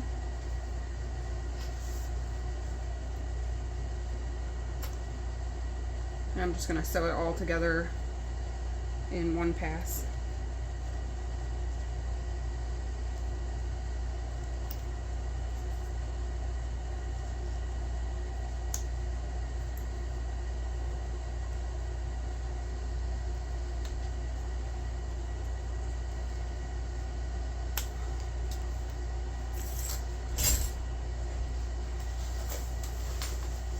We're going to use a 3/8 inch seam allowance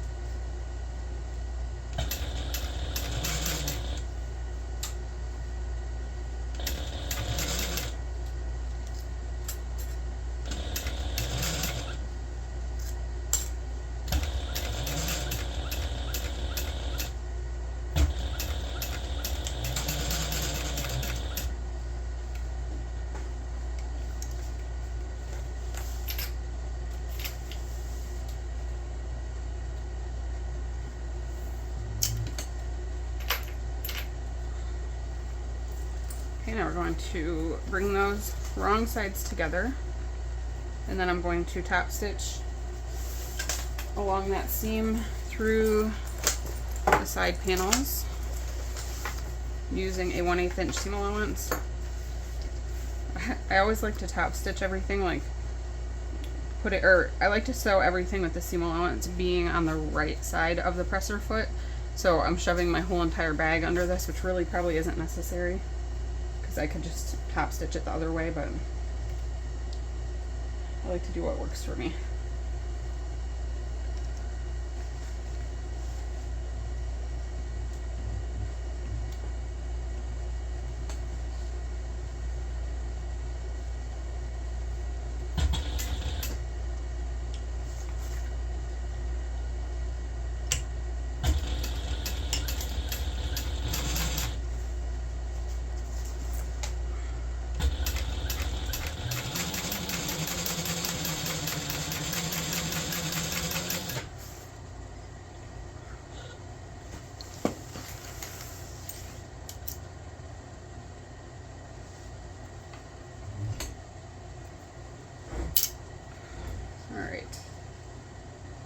So now you can baste these together if you want before sewing the pocket on. I'm just going to go for it. So you want to make sure your pocket is straight, that it's evenly aligned at the top of where the side panel is attached to the main panels. I'm going to match up the bottom first because the bottom matches exactly up into the curves.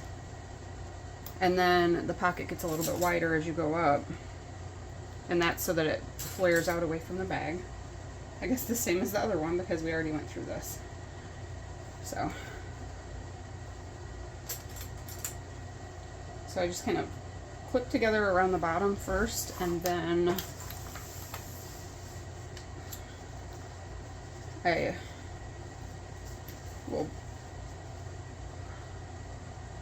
kind of line the bag up where it's going to fall at the top and place a clip there, and then clip the remainder of the side, and then I'll repeat that on the other side.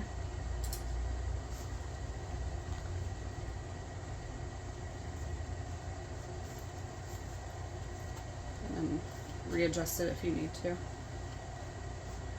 Okay.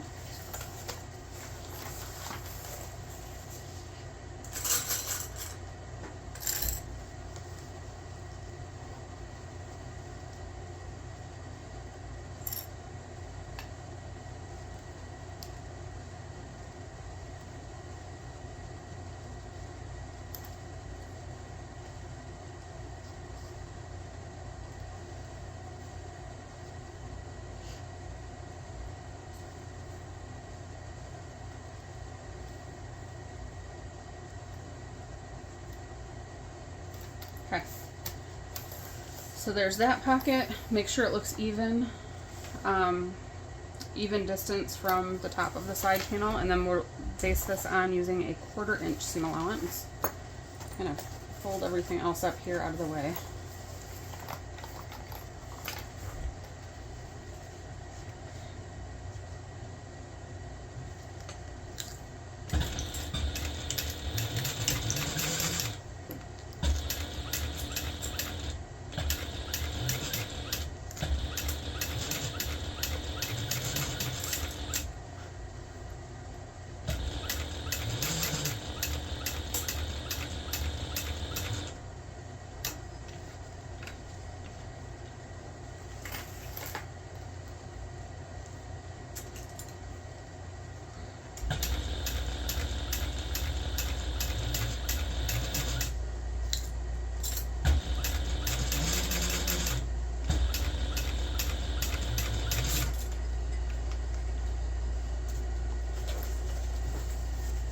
A nice little package of bag. Oh man.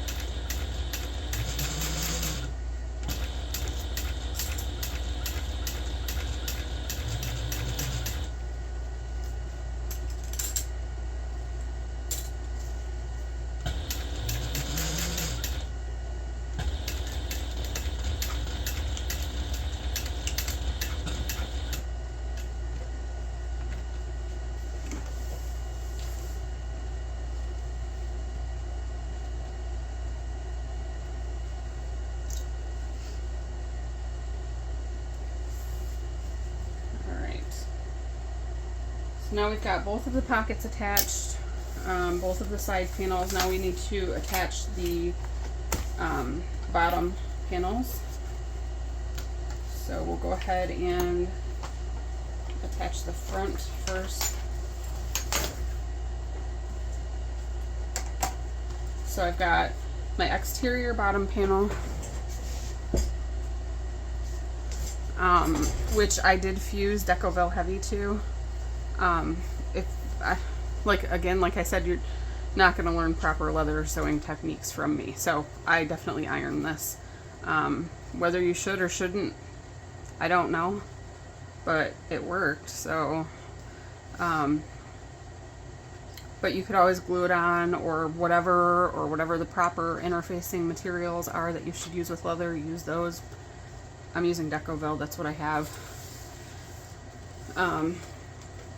So I'm going to make sure that all of my little pocket panels here are lining up nicely, and my lining is lining up as well. And then I'm going to place this exterior right sides together with the exterior.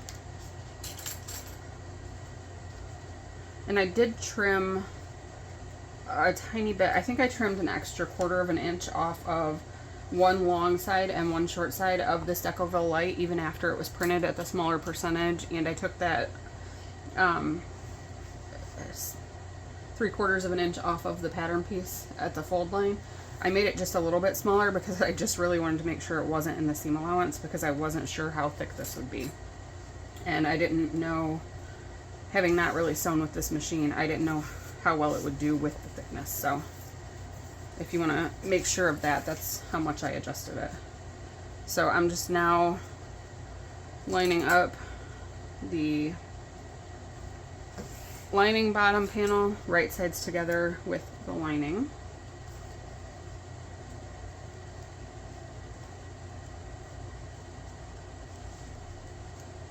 Alright, and I'm going to sew that all together using a 3/8 inch seam allowance again.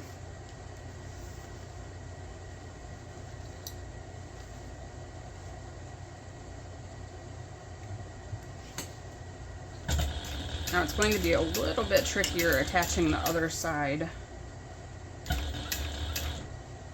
but not impossible. And then when you top stitch it, you kind of have to top stitch through like a tube of bag. So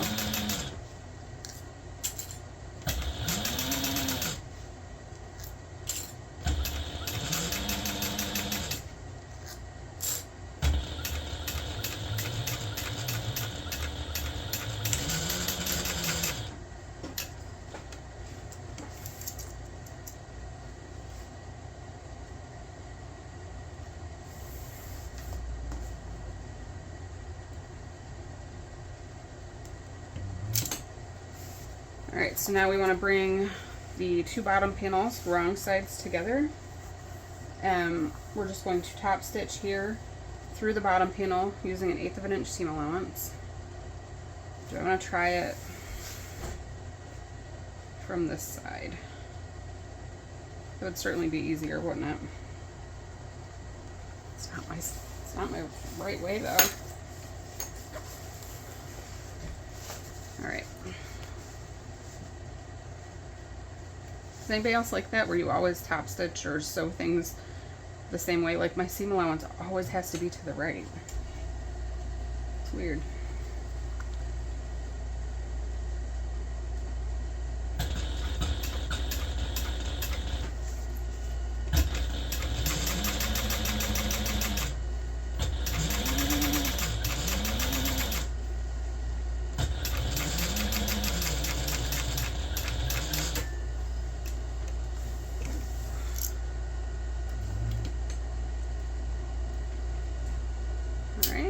Now to attach the other side, we need to make sure we keep all of our straps out of the way. Ooh. And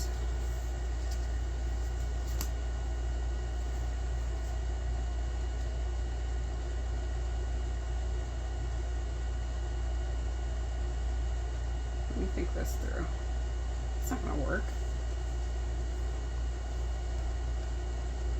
I'm gonna make it work.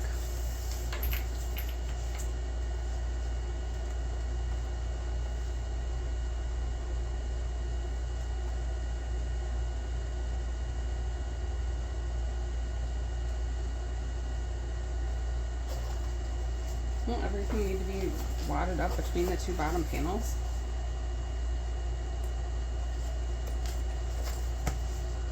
Why am I not thinking this through right? I've done this before.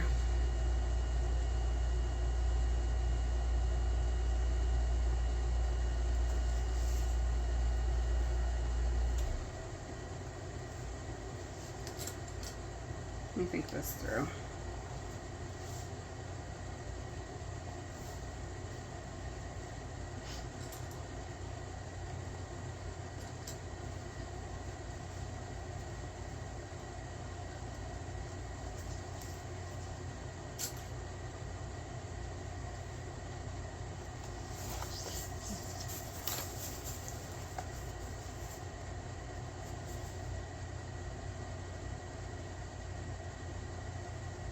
Okay, right.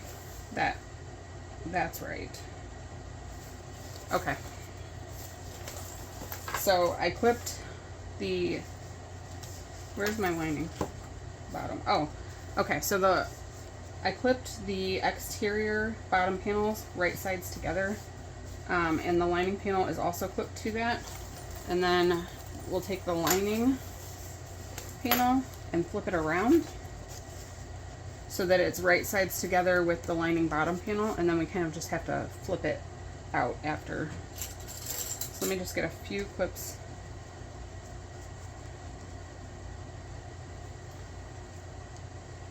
on here.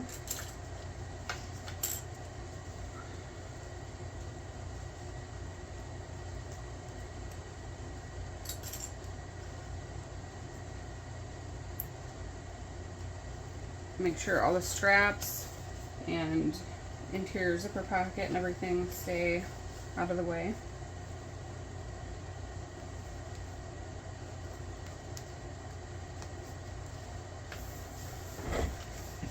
Alright, and then we'll sew that together, also using a 3/8 inch seam allowance.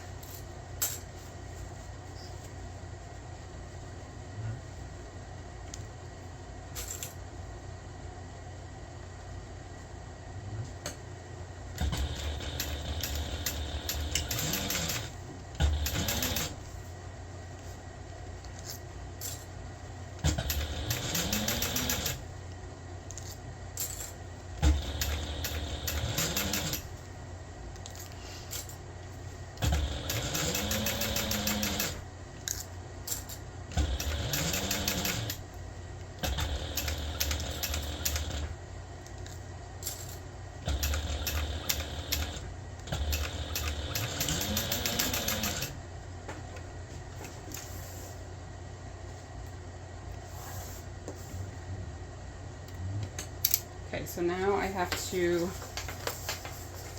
pull everything kind of through this lining panel here to flip it all the right way. Carefully. Hopefully I don't rip anything. And this is why it's not a good idea to turn this bag. I think it would be way too thick. Okay. So now we have this, and I need to try to top stitch my bottom panel.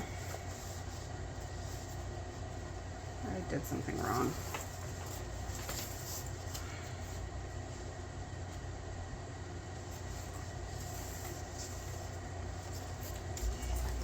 It'll be fine.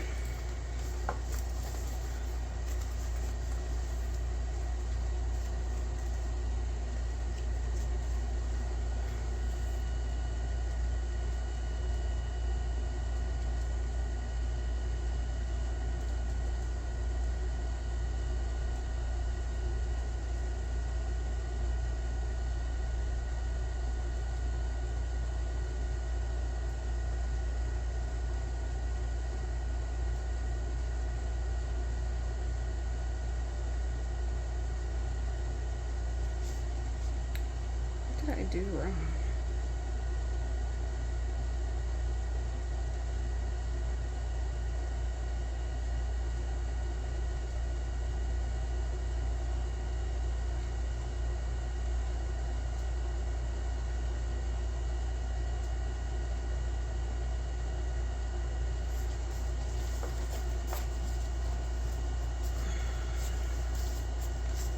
Okay, so the only thing, the way that I did that, it made the seam allowance be not between the two bottom panels, but between the two back main panels, which is not how I wanted it. But will it be okay like that? I'm thinking yes. I'm thinking that's like a major rookie mistake though. But you know what? We're just gonna go with it. So I'm gonna kind of top stitch this. But I'm not going to top stitch across the back zipper. So I'm going to stitch up to that point and then back stitch. And I'm just using an 1/8 of an inch seam allowance.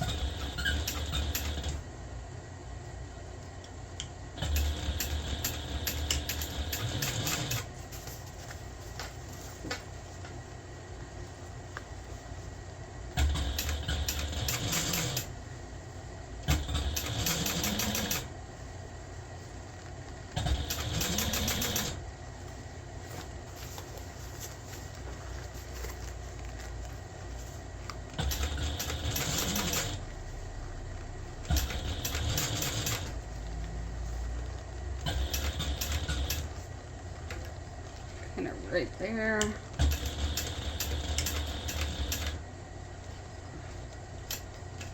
Little back stitch. Go ahead and slide this out.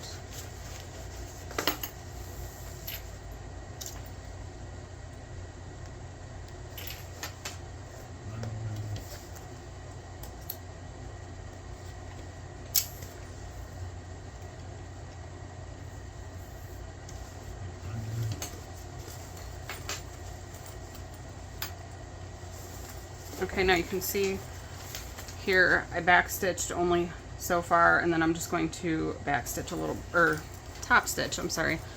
I'll top stitch a little bit right here also.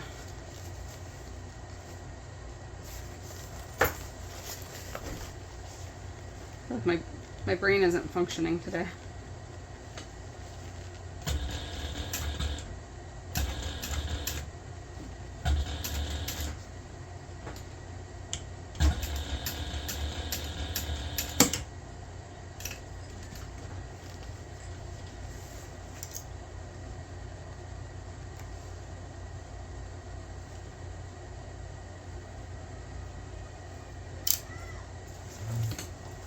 Okay, so I would have preferred to top stitch here and to have my seam allowance within that bottom seam, but I think I would have had to bring the two bottom panels around the other two, and that's not possible.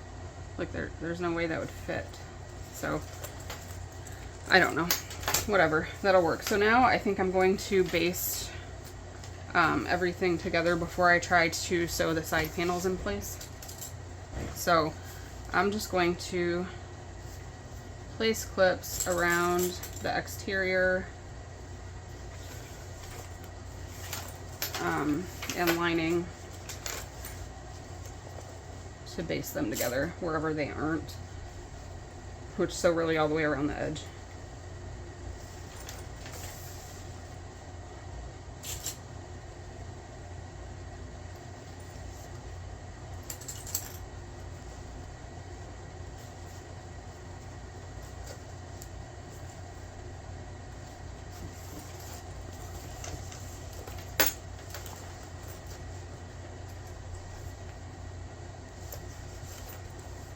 Maybe I'll only do, I don't know, should I clip all the way around or should I do part of it at a time? I think I'm going to sew this part, stop, pin this part, so that way I'm just not trying to do too much at once.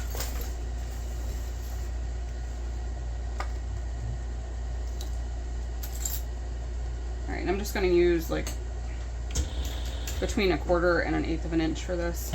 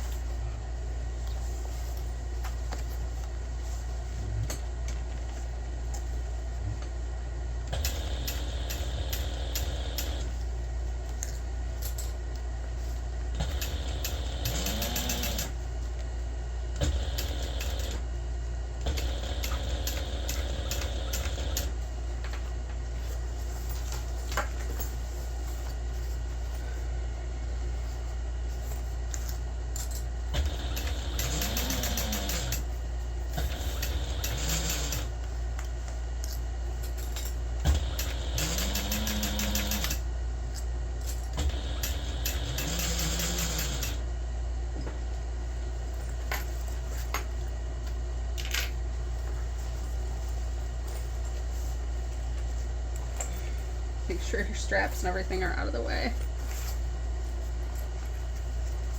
Interior zipper pocket panel, how's that doing? It's kind of wadded up in there. Make sure that everything's just not where it shouldn't be.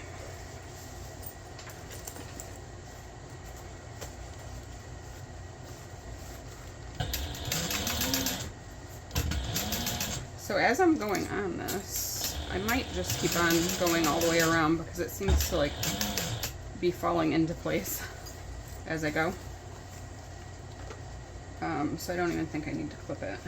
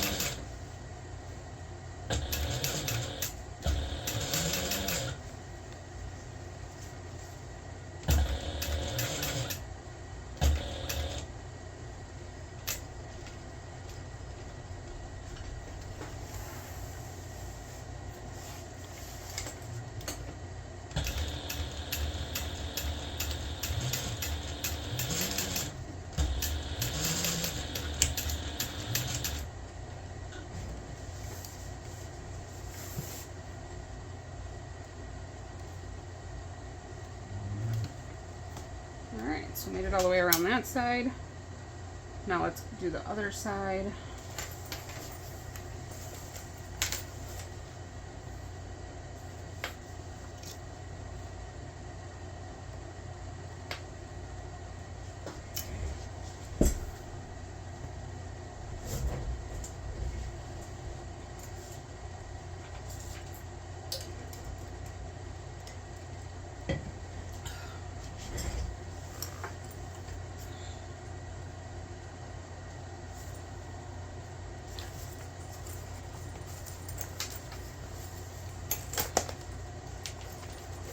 This is probably a bad idea, but I'm just gonna like not pin it or not clip it.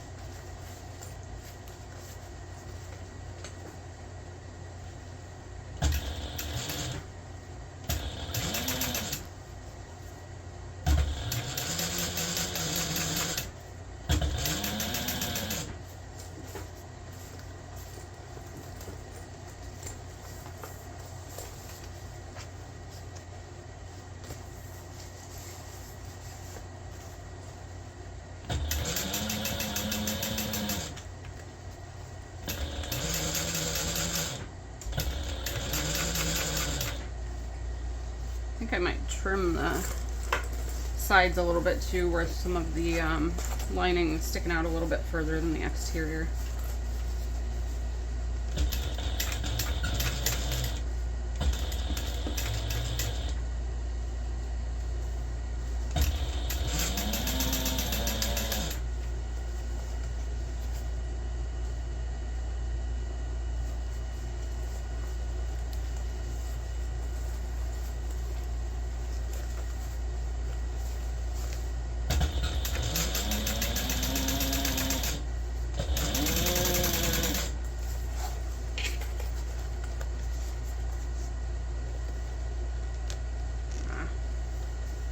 I hate that my zipper came on, whatever, it's fine.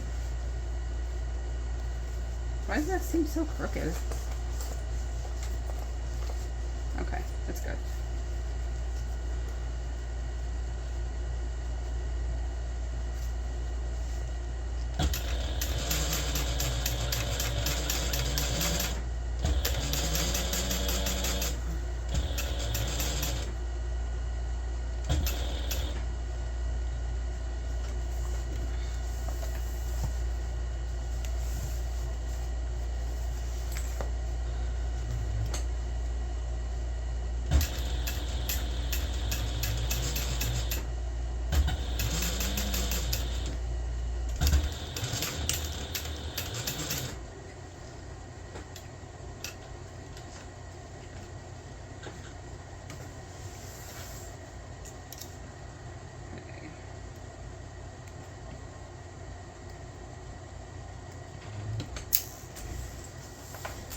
Alright, so now I'm just going to go through with my scissors and kind of trim up some of the lining panels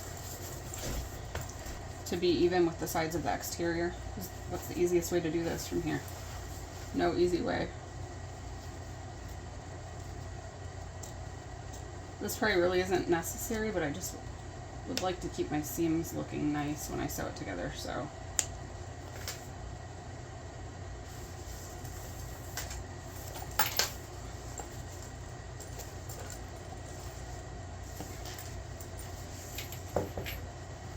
And careful if you cut the raw edges of your webbing, if you use webbing, to make sure that you heat seal them again.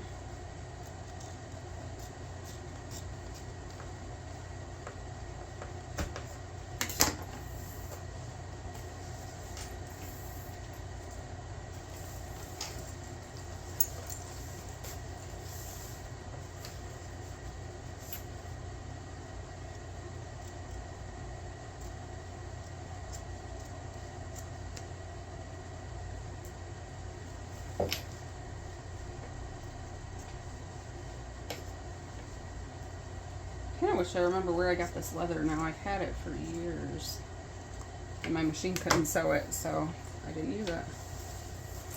I used a little bit of it for a wallet, the Nosy Pepper Simple Wallets. I can't remember the name of it. The nickel wallet, I think, actually. I used some of it for that, for a wallet that my husband used for a while. Other than that, I have not used this leather. It's just too thick for my machine. You can cut the ends of the zippers off too, if you cut them a little longer like I did.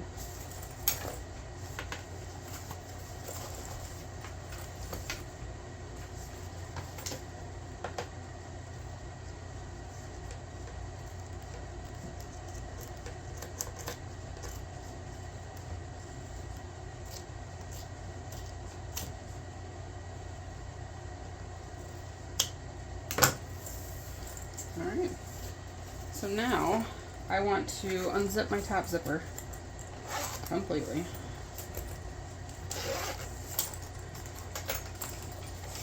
think I should have marked bottom centers of things, and I did not. I'm going to get all the straps in the center. I'm actually going to kind of pull them out, I think, and stick a rubber band around them or something. Just to keep them all out of my way. Do I have a rubber band though? No. But I have tape.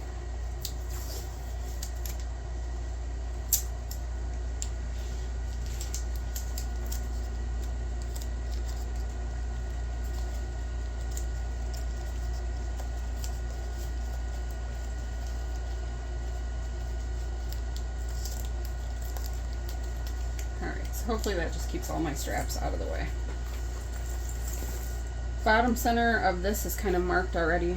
Oh, you know it is from where I cut it, so, or where I drew my pieces onto the leather to cut it out. So you'll want to mark the bottom centers. I'm just going to snip into the seam allowance a tiny bit, right where the center is. So I'm just looking at my pieces to see where I have that center mark, and then I'll just trim right there, or clip. Sorry. Okay, and then same thing on the bottom panel. I'm not going to have centers marked there, so line up the seams.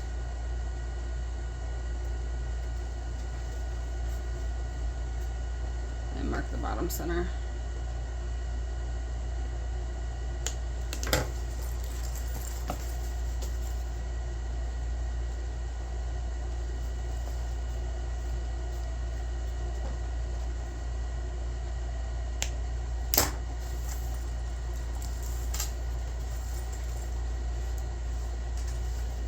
And hopefully the side panels fit right, because they look too big. Oh, that would be bad. Alright, and I did not mark whatever lines. Like, I have lines on the pattern piece, and I totally didn't do that, so should I have? Probably, but it's fine.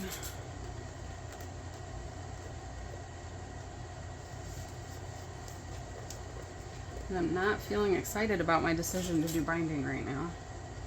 I mean, I think it'll make the inside of this come out nicer. I don't think it's a bad decision. I just really don't like to do binding. I wish I could do all the rest of the sewing and then give the bag to somebody that just did the binding for me, and I never had to deal with it.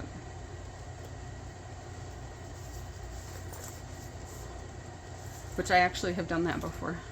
I made a bag years and years ago that had binding on it, and I actually gave it to my mom at that point, and she sewed the binding in for me. I was like, I don't know, I was very much newer to bag making at that point, and I don't think it would have looked good if I did it, so I have done my own binding since then. My mom doesn't always bail me out. My mom doesn't really ever bail me out. Oop, delete that. That's not nice.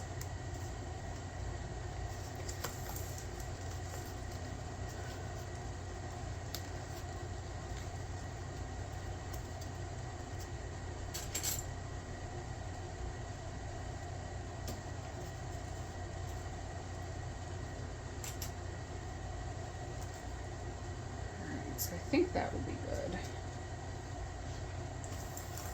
Seems to fit okay. I was worried for whatever reason that at the reduced percent it wasn't going to fit right, but it looks fine. I mean, technically it should, but then I changed seam allowances to 3/8. So I just wasn't sure.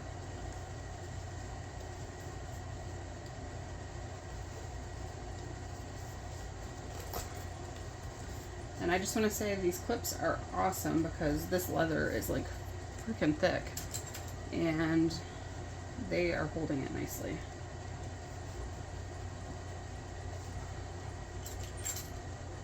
Oh, and I also finally bought a stapler for my sewing. I know a lot of people will staple like their rounded bottoms on. I haven't tried it yet, but I finally picked one up because I thought I'd give it a shot.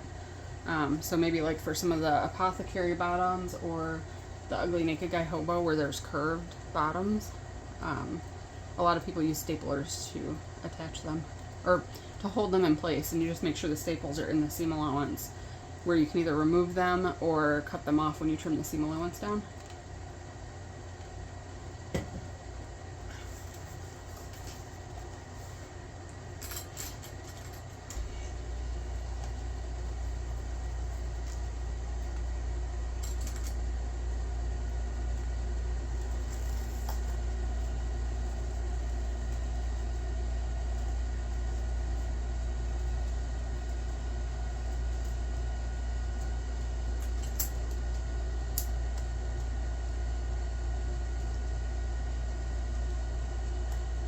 Alright, that looks pretty good.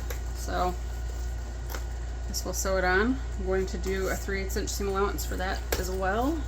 I kind of want to see what it looks like inside. Or the outside, I guess. Looks pretty good. I think my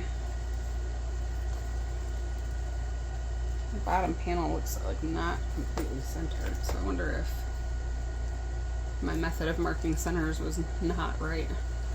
That sounds stupid.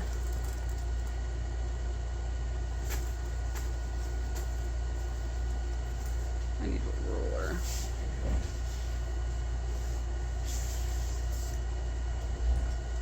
Where's that little ruler at?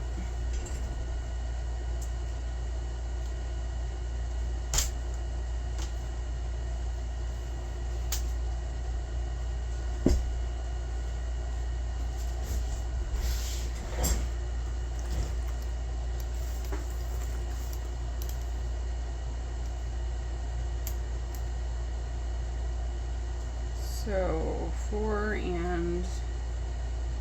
1/4, so 2 1/8. No, it's perfectly marked the center.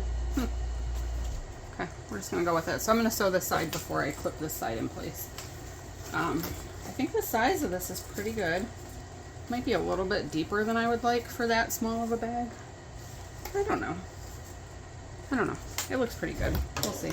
Like I said, I'm not usually big on backpack bags anyway, like a mini backpack, so I don't know that I'm going to use this myself, but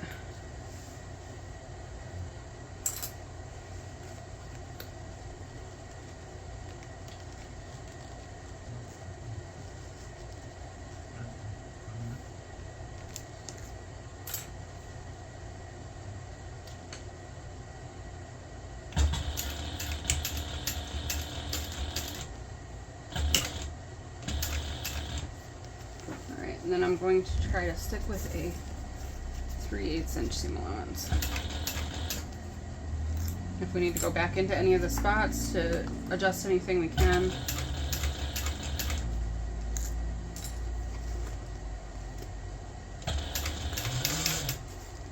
Try not to have to rip seams out though because of the leather. So let's see how this spot's kind of thick right here, so we'll see how it goes.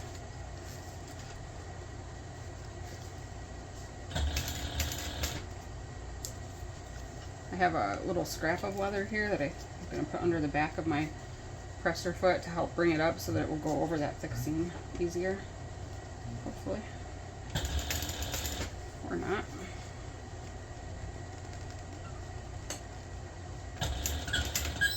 Ooh.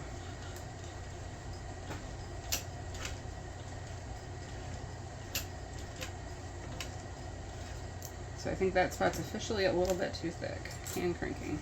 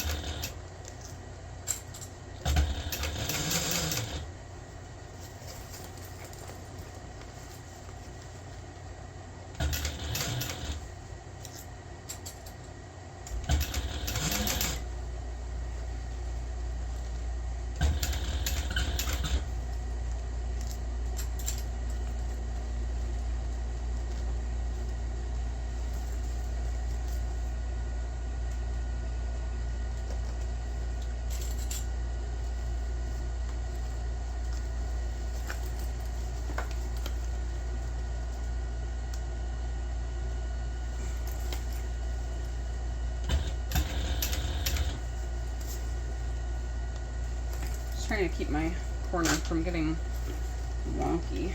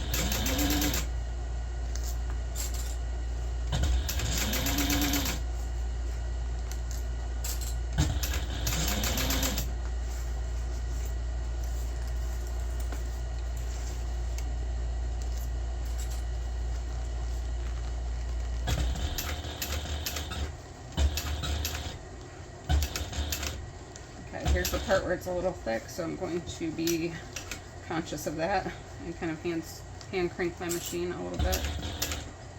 Oh, the side was easier than the other side.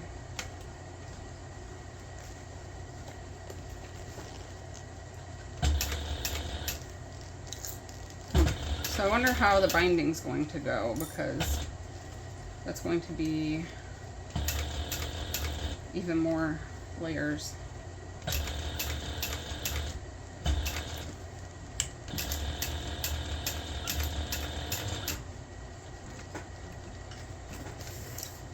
Alright, I wish I didn't have to finish the other side now, because I just want to turn this right side out and look at it.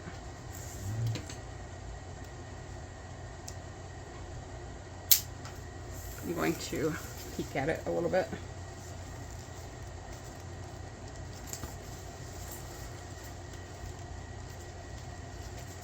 Oh, it looks good.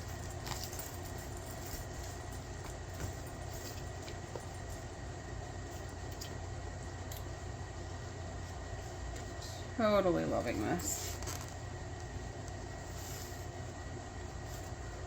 Ha. Okay. I feel like that was a workout. A little stressful. Let's get this other side sewn. It's gonna be like the longest video ever. I'm gonna edit some stuff out. So.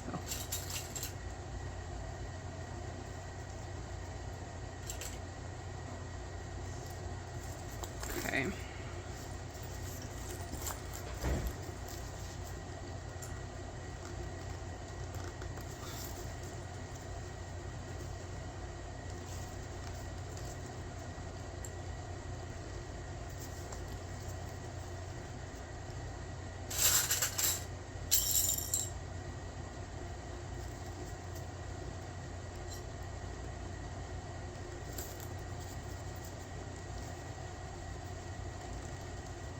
That right there is the thick spot. It's because the top of the zipper is there. So that's why the other side doesn't come out as thick.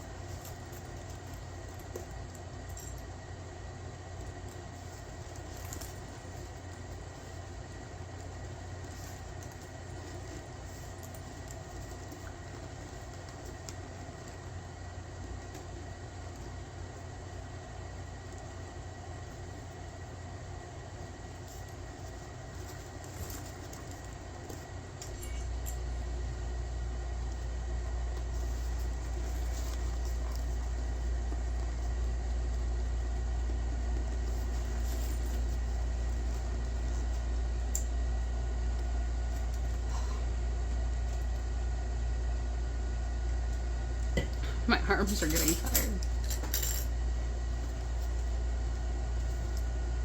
Oh no, here's the thicker spot where the side pocket and the top and bottom panels come together. So I'm gonna kind of nest those seams and see, I don't know, we'll see how it fits or how it goes.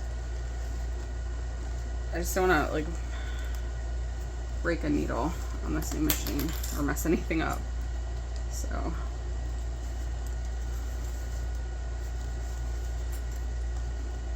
maybe I should have trimmed some of these seam allowances here to be mindful of that thickness, and I did not trim any seam allowances on this whole entire bag. And now my eyebrow is twitching.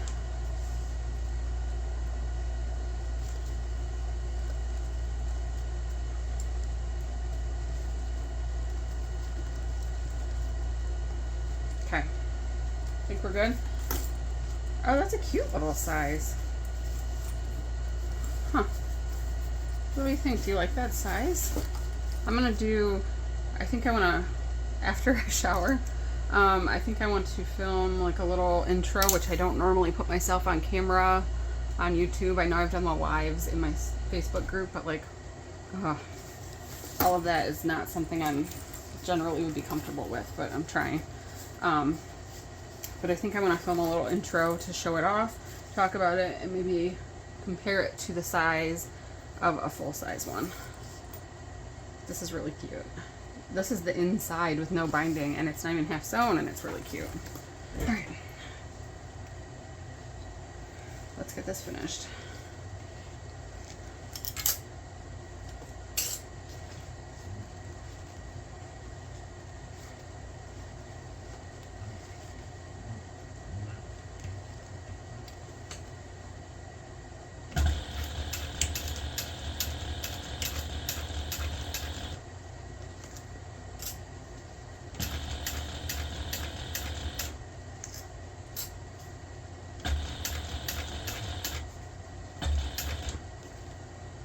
Here's my thick spot. Let me use a different scrap. I have some scraps of the same brown leather, and I feel like that will do better as kind of a hump jumper situation. Just because it's so thick.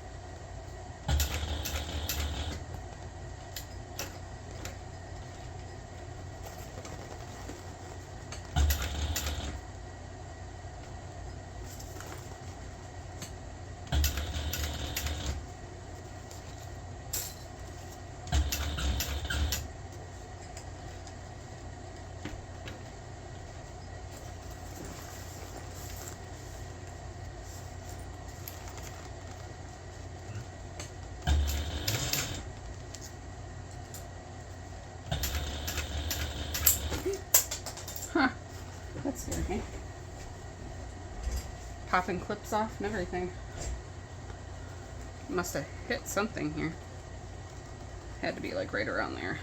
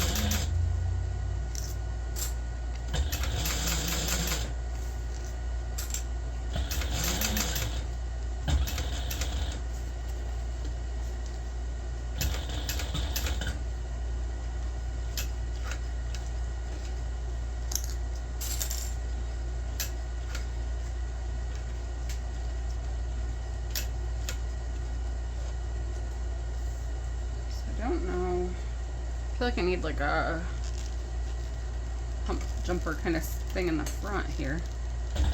I don't want to sew into it, so that's not going to work. So I need to get a real hump jumper, I think, because they have like a center, or a Gina Majig, I think is what one of them's called. I don't know. So they may have one that they really like, and what brand is it? Silly that I never bought one. Something so basic.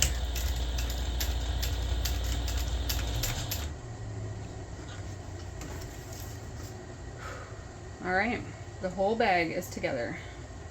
Does it really need binding, or can it have raw seams on the inside? Like, we like raw seams, right? Can I just like paint it? I don't want to do binding. If I didn't have to bind it, it's done.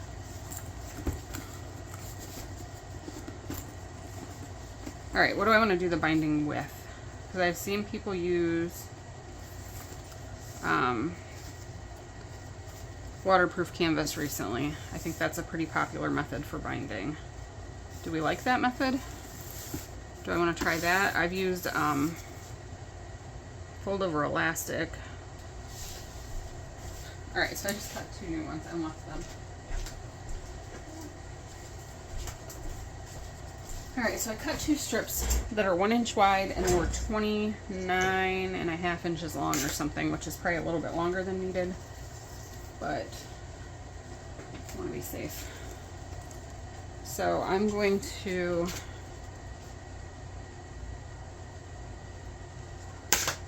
fold the end under where I'm starting. Do I want to sew that down? I'm just kind of making this up as I go. I'm not going to sew it.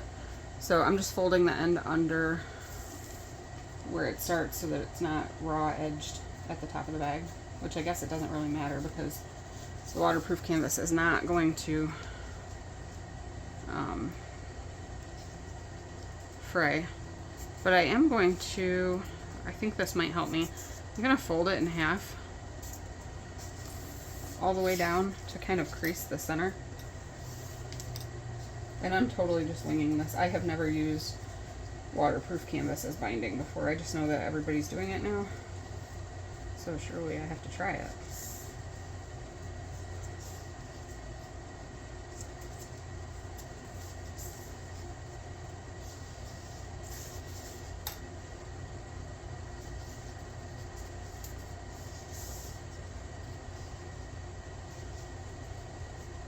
And then I'll just trim the other end when I get there because I think this is probably a little bit too long.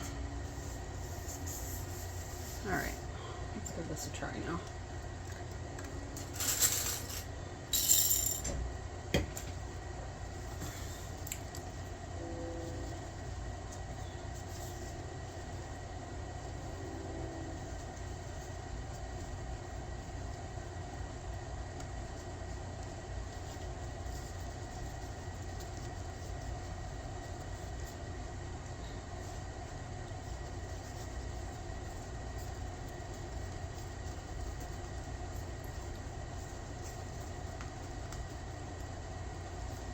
I guess what I worry about most is not catching both sides of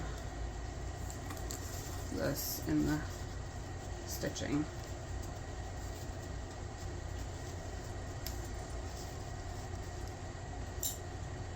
So I guess having that center mark does help because I can see it and make sure it's lined up on the edge. So kind of finger pressing it in half. But it would work nicely to iron it in half too so that you'd get like a really nice crease there.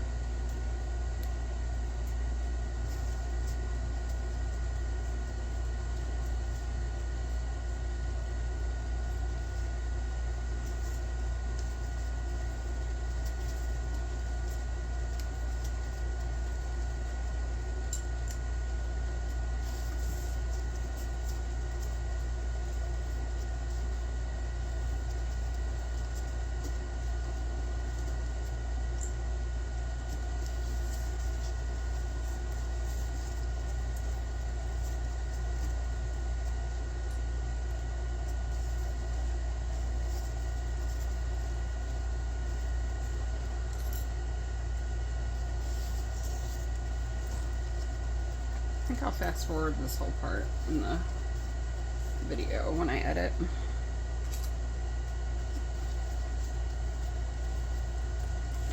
So this has got to be boring.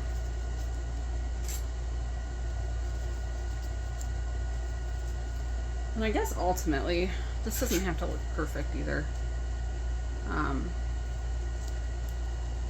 Nobody looks at the binding. I mean, bag makers probably look at the binding. Nobody else would look at it. And seriously, if they're gonna judge you for it, then they do not deserve your bag.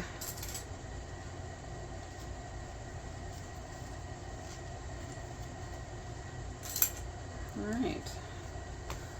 Okay. So far so good. That doesn't seem so bad, right?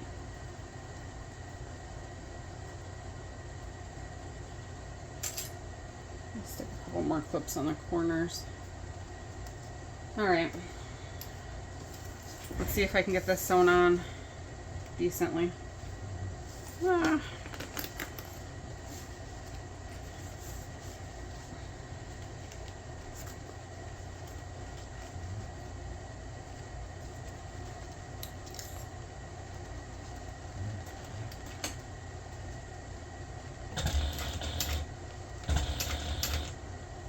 So I think I'll use slightly smaller seam allowance for doing this part. And just try to make sure that I'm grabbing all of that binding the whole time.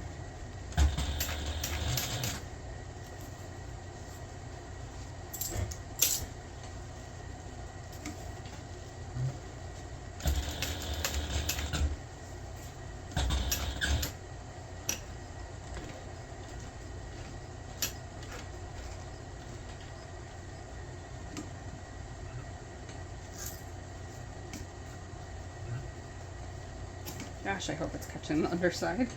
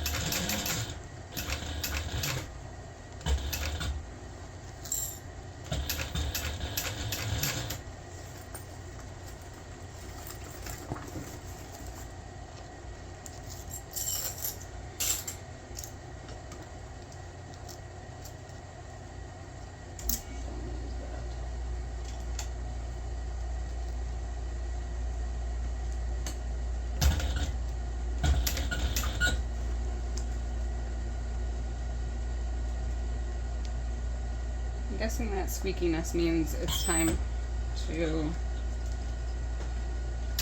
Oh, that squeakiness meant that I better hand crank that spot. But I'm thinking, I don't know how often I'm supposed to oil this. I think weekly? Is it weekly even if you don't use it? Or is it like 7 times of use? Or... I shall read up on that.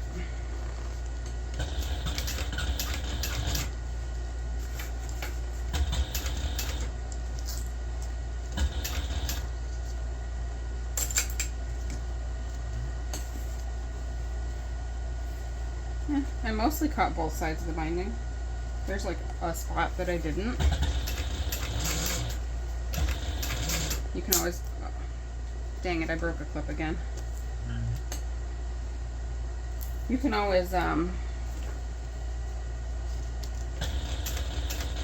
back in and sew back over those areas if you don't catch it.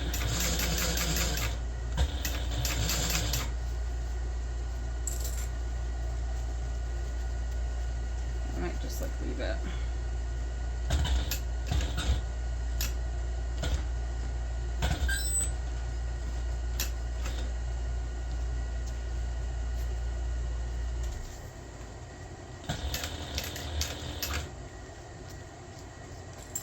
Definitely 1 inch wide is all you need.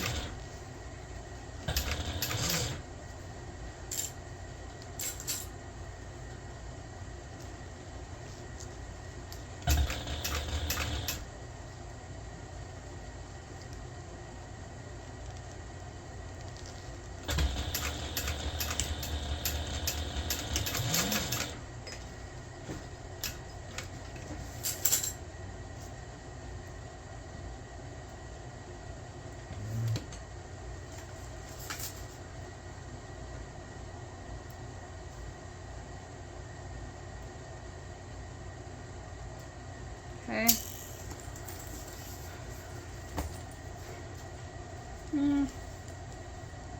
That's decent enough.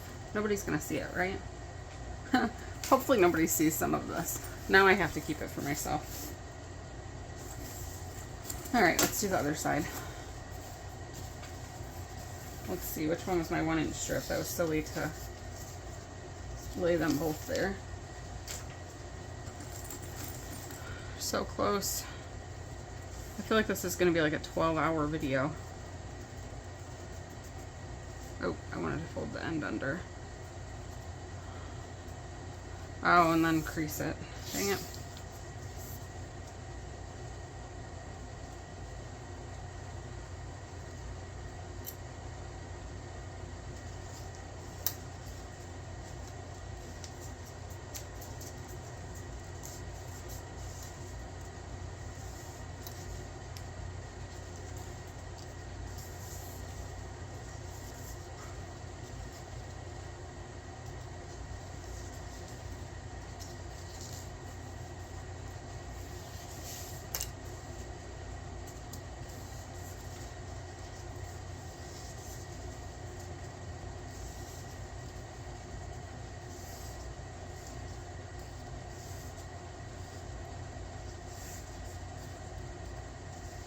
Kind of thinking I would like to make a modified Phoebe next. I have not made a Phoebe backpack in a while.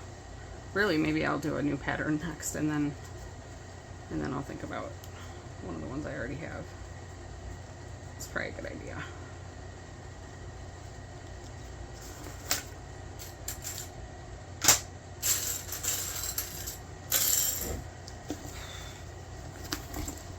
Oh, I can finally see the finish line, but I feel so done.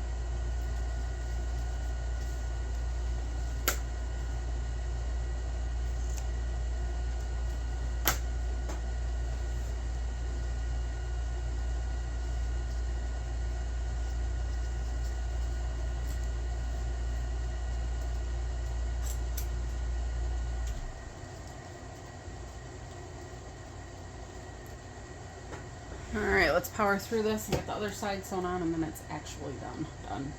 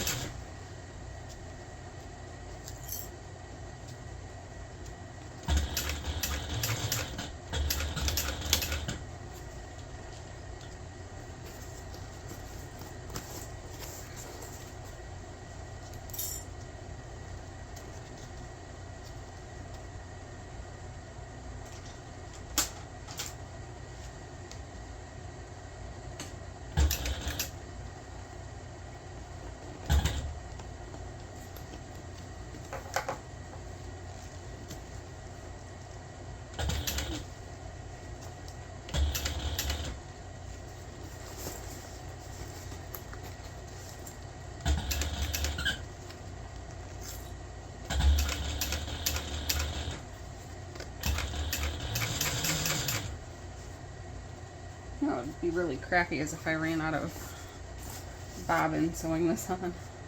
Hopefully that doesn't happen.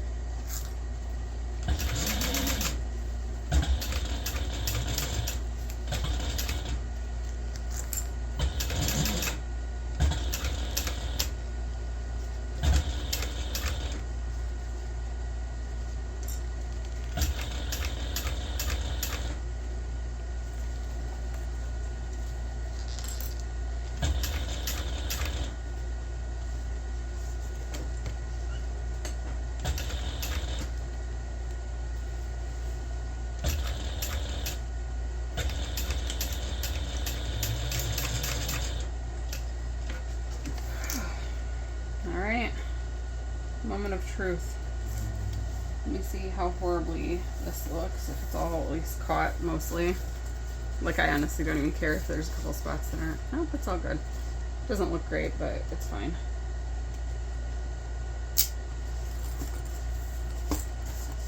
So I think even inside out it's kind of cute. And I just folded the ends under at both ends of the binding. I guess it wouldn't matter if you didn't. All right, oh boy. That was a lot to turn. Super glad that I did the binding now. It was very thick. I'm gonna keep on working on the seams a little bit, I think, to get them to lay how I want. I'm just gonna kind of push them out a little more.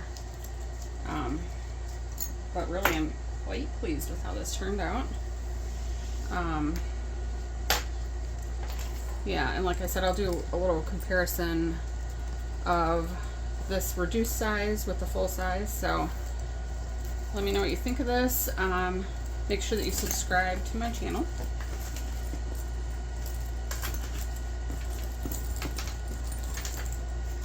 I don't know if I should have left. No, I think the pockets look good, only sticking out that much. I think I like that.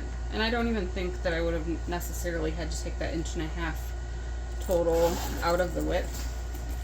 I think it would have been fine if I left it in also. But I think my initial vision for the bag was to not be as wide as it is. And so I kind of like this. See how I'm just kind of pushing the seams out.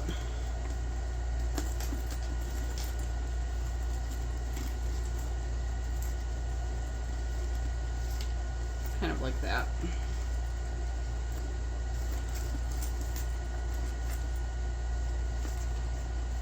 So just encourage everything to sit how I want it to.